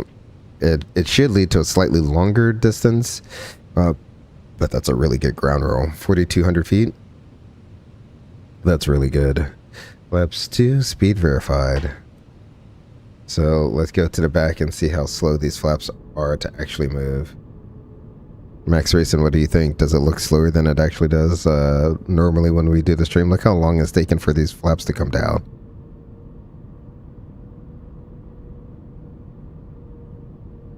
There we go. So it finally just finished right then. So what do you think, Max Racing? Is that accurate to what our status message said? So now I will go ahead and I'll bring the range all the way in. I'll arm the approach and we'll arm up both autopilots.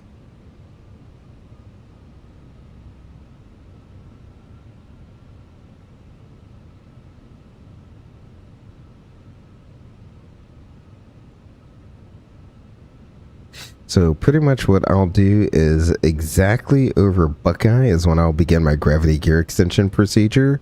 And then I will do the rest of my landing checks once I do the gravity gear extension procedure. So there we go. In fact, there's no reason to not do it. Let's just go ahead and do it. It's a read and do checklist here. So gravity gear extension, hand crank, pull, and turn. Note, rotate hand crank clockwise 3 turns until reaching the mechanical stop, even if resistance is felt. So let's go ahead and do that now so we can get back here. Let's pull you.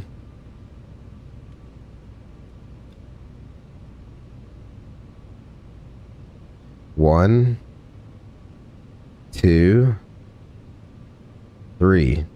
There it is. And then you hear the gear coming down. And then step 3, gear lever down. We'll go ahead and, sorry, I have an actual switch here. So the gear lever is coming down.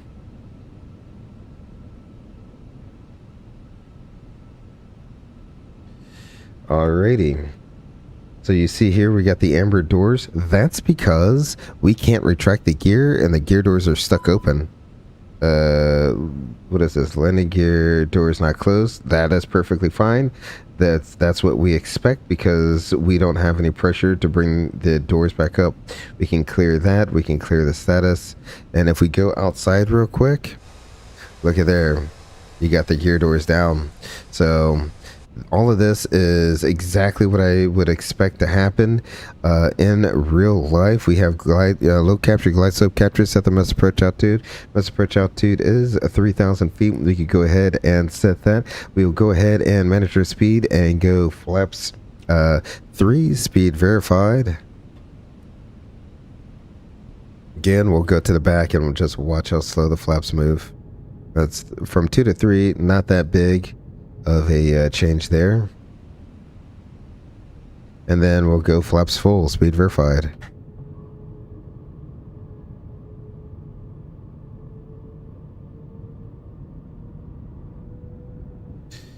Alrighty, there we go. We are all set up on our final approach here. Our VREF is kind of high, but we do have a pretty high ground speed mini at 30 knot headwind, a 28 knot headwind pretty much. So that's why we have ground speed mini doing a lot of work there. So we have spoilers 1 and 5 in op. We're on the alternate system and our gear doors are down. So that's the status that we are in right now. They look like they are half speed. Yeah, yep. I would agree with you there, Max Racing. This all looks like everything. This looks exactly as I would see it in the simulator, and I'm not gonna spoil it for you. Let me put that down a little bit. So make sure when I do this, when I reset my view, I gotta look down just a little bit. That's gonna throw me off in the flare a little bit, but that's okay. But spoiler alert, Max Racing, this is one of the things we do in the simulator. We gotta do a gravity gear extension on the alternate system, all that fun stuff. So I have seen it before. It does work perfectly fine. We're stable. Alrighty, I'm going to be quiet. I will see you on the ground. We are recording. Excellent.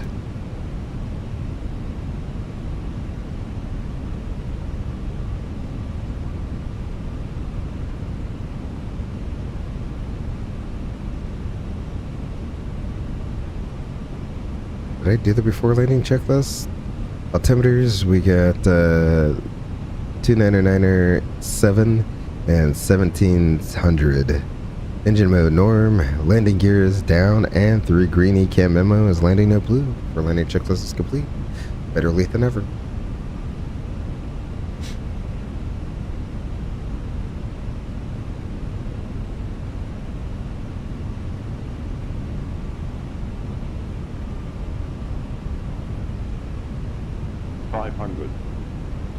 Stable target, sync 6. We are clear to land.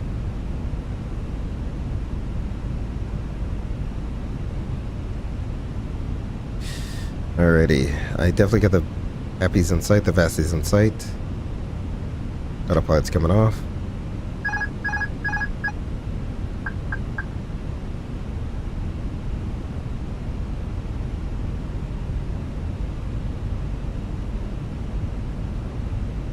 Above.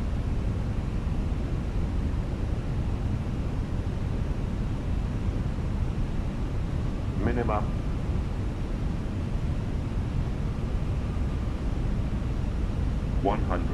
Glide slow. Glide slow. 40, 30, 20, retard. 5. Deployed.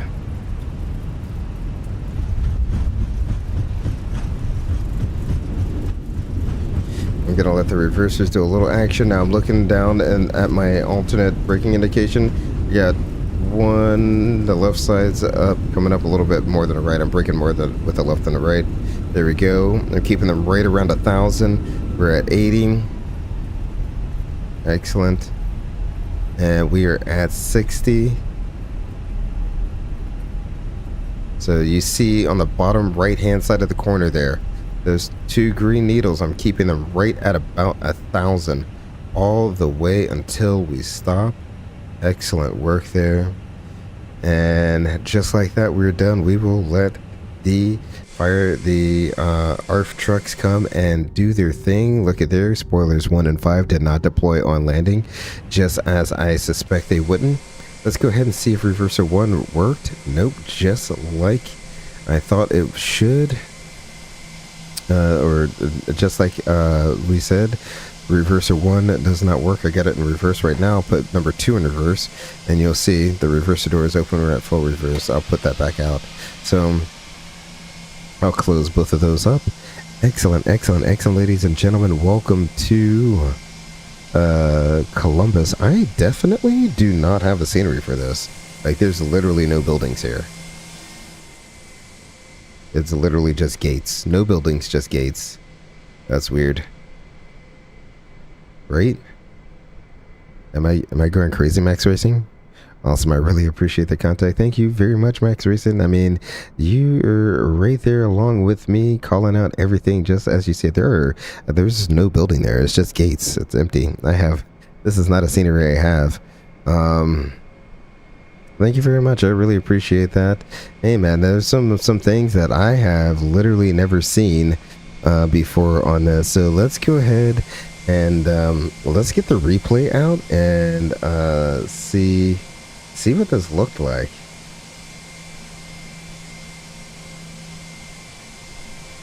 Let's go ahead and we will load up a replay number 1 here. And Fly Live is not going to work for us anymore, so I'll go ahead and get rid of that. There we go. And I'll go ahead and activate that.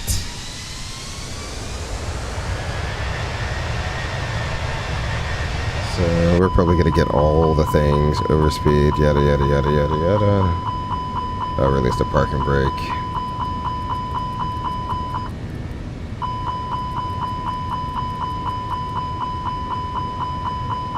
Yeah, we'll take it from...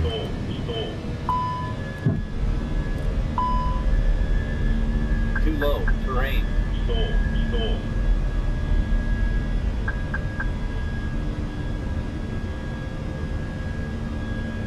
Alright, there we go.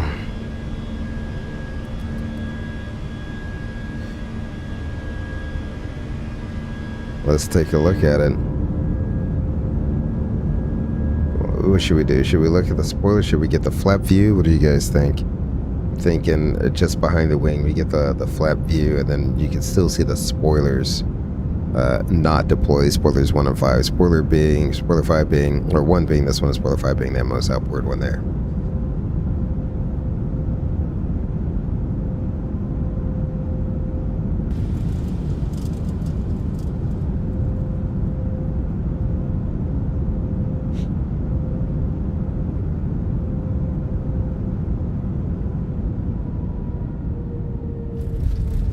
So approach and landing, just like anything else. Look at there.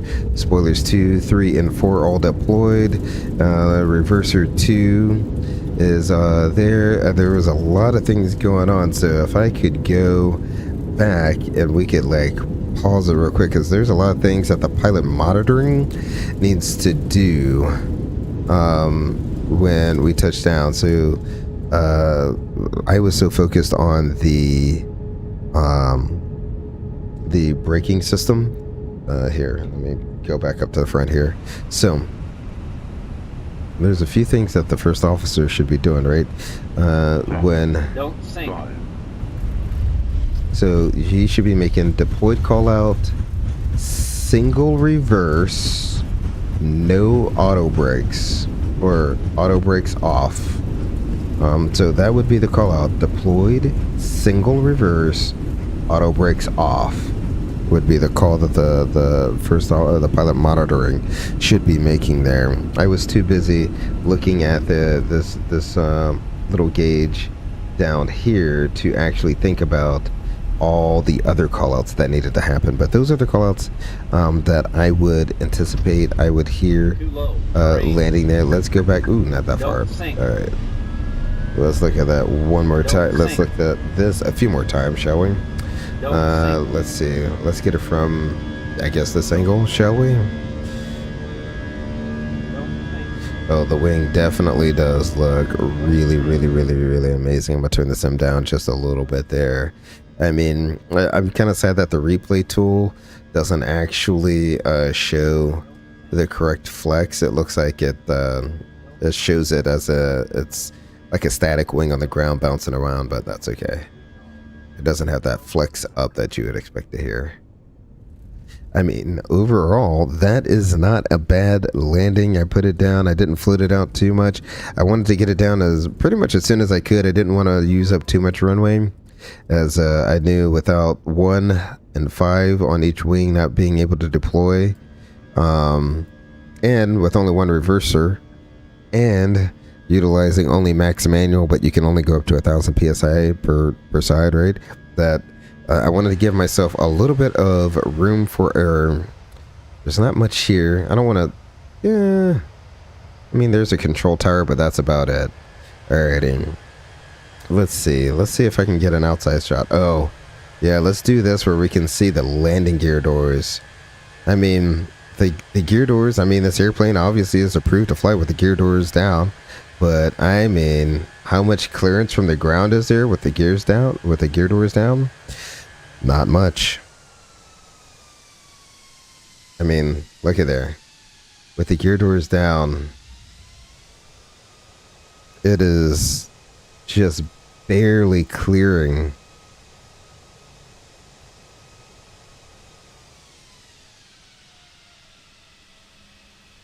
Let's look at it from this angle. How about that? That should be a better angle right there.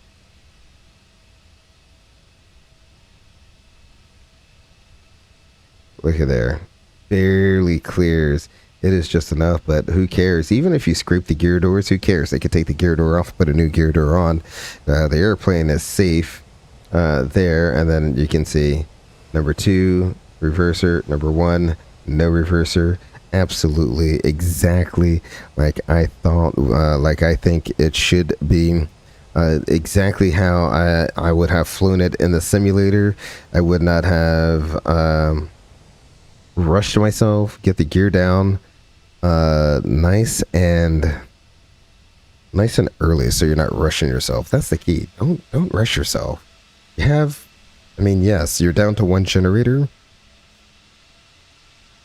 but you know, the chances of that last generator going are I mean, you know, and that's the famous last words, right? And what are the chances of that last generator giving away, right? But you know, you don't want to put yourself, you know, you don't want to add more holes, like you said, Max Racing. You don't want to add more holes to the Swiss cheese model here. So let's do an outside look right here.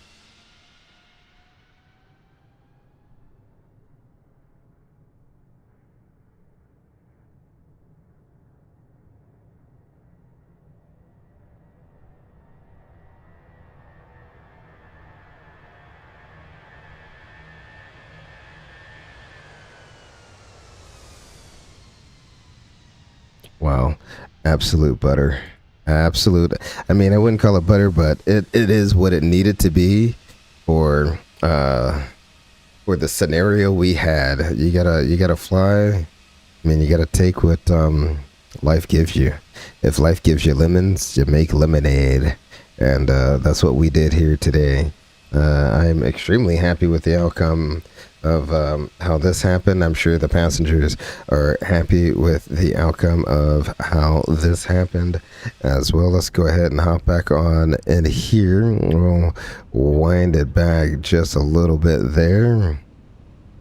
There we go. I'll move it up just a tad bit.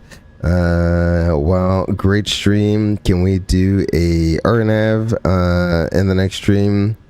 Like Palm Springs. Ooh, I love the Palm Springs RNAV. Yes, sir. I am 100% with you there, Max Racing. Thank you for stopping in, Draco.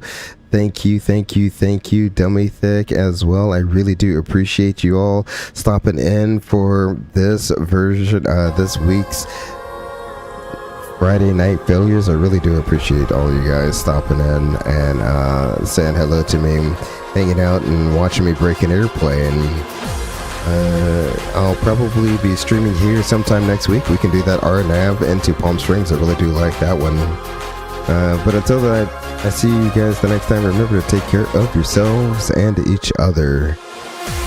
Until then, I'm Gray Eagle. Peace.